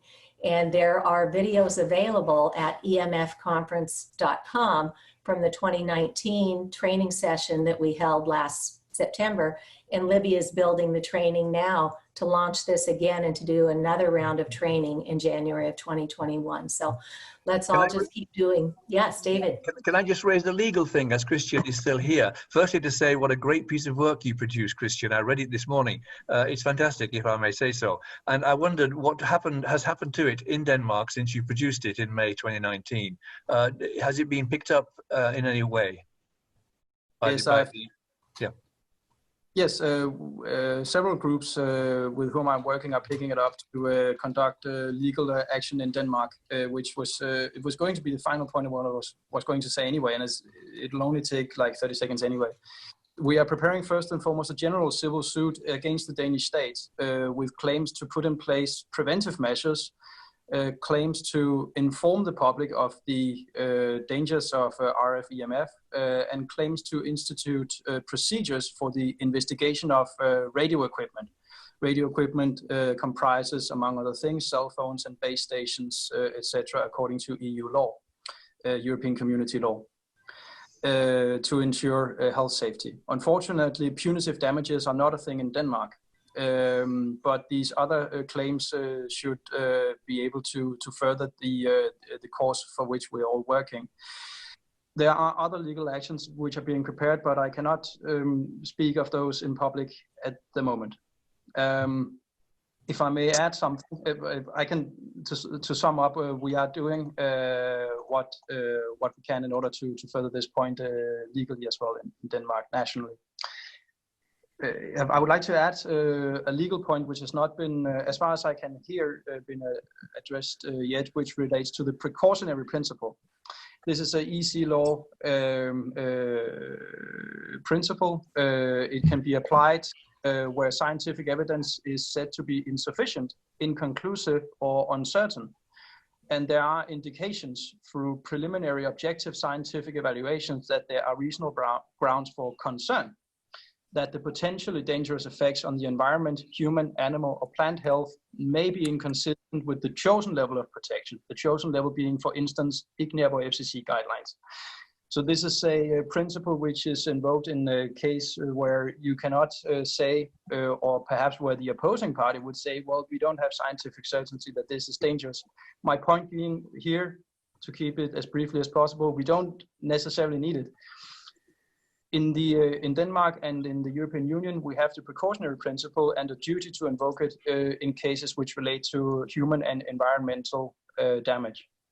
Okay. I don't know if there is... Cici, I just want to add, under Japanese law, they developed really perhaps the state of the art of thinking about this in a case involving air pollution, where many people got emphysema, bronchial asthma, asthmatic bronchitis, and so forth.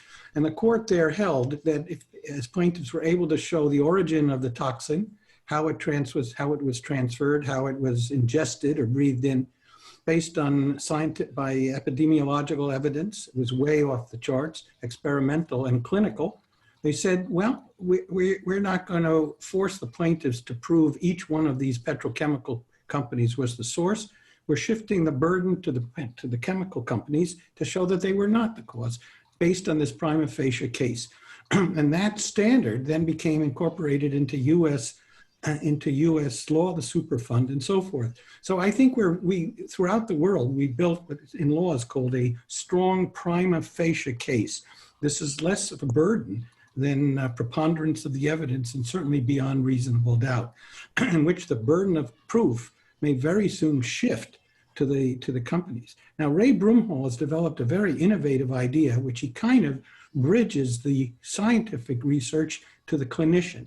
And he goes right to the doctors, and he has patients who are suffering go to the doctors and say to them, will you review my condition? I have a neurological disease. I have diabetes. I have a cardiac issue. Please, here is the research, and will you issue a protective opinion to say that I should not be irradiated? And he has hundreds of these letters, as we are beginning to develop in the United States. Doctors have an obligation to protect their patients. All they have to do is inform themselves. And then with these letters, he then brings what he calls a letter of objection to the companies as well as to the city councils and their attorneys to say, my client refuses to be irradiated. And here's a doctor's opinion. You don't need years of scientific rat studies to have doctors become mobilized in protecting their patients. That's their professional responsibility. And these letters combined with letters of objection from attorneys are very powerful because the liabilities then become clear. It becomes a willful intrusion and an assault, an invasion of privacy, a trespass, and so forth. And these are all within the penal codes of every state in the country. So we are getting pretty near a position where there's going to be a shift. Something's going to tip because of the reason. The most fundamental point is the risks are so great, they've already been addressed by the insurance industry and they won't go near it. They're uninsurable. Okay, Julian, thank you for that. Ole, was there one more final comment you wish to add? Yes, I would like to add a few comments, quick ones.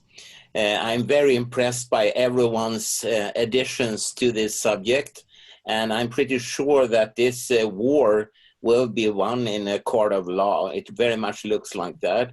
Regarding information, I don't only meet people at the top of the society, but since we are allowed in Sweden to travel around freely, even during the corona conflict, whenever I meet someone with a cell phone, I always lean forward and just ask them the following: have you heard or have you read that the World Health Organization in Geneva has actually cancer classified the radiation from these? Most people in Sweden or in other parts of the world have not a clue about this. So they go, what? What do you talk about? Well, since you have a smartphone, why don't you Google and look for yourself? And within a few minutes, they would say, wow, no one has told me anything about this. I am a parent, blah, blah, blah, blah, blah, blah, you know. They get pretty upset. That's a very good way to put seeds into a mental soil. Also, as Libby pointed to, it's extremely important at these different organizations like ICNIRP, for instance, who they select for their different committees and subcommittees. And of course, if the panel of today would have written the guidelines of ICNIRP, they would have looked dramatically different, that's for sure. So I think we do have the capacity, and right now worldwide there is a movement to try to inaugurate a new parallel ICNIRP organization, and I do hope people trying to do it will succeed because it's extremely important, and I'm trying to give them all the help I can. And so with these words, I just wish you all good luck for the future, and let's meet in Valhalla. Thank you so much to each of our panelists today. We're so very grateful for your life's work, and we know that it will continue and that you will have many, many more supporters behind you, probably even just from today's webinar. So thank you. We are going to close the room here with an encouragement for everybody to utilize the resources that are available. There's a new video that just came out today called "We Do Not Consent." If you look in the chat on the Zoom function, you will see a link to there. And please do go out to the resources that we've mentioned today. You can go to Stop 5G International. They've got a toolkit set up where you can take information to your loved ones, to your town, to your legislators, to your doctors. There's also a local one here in the United States with 5gcrisis.com. So please use these tools that people are finding to be effective and pluck up the courage to You know, we can't control anybody but ourselves, but we can certainly be the conduit of credible scientific information and action. So thank you, everybody. I believe our panelists will remain on the Zoom call amongst themselves, and our administrator will be so kind to say thank you and goodbye to all of our participants. Have a good day, night, morning, evening. Bye.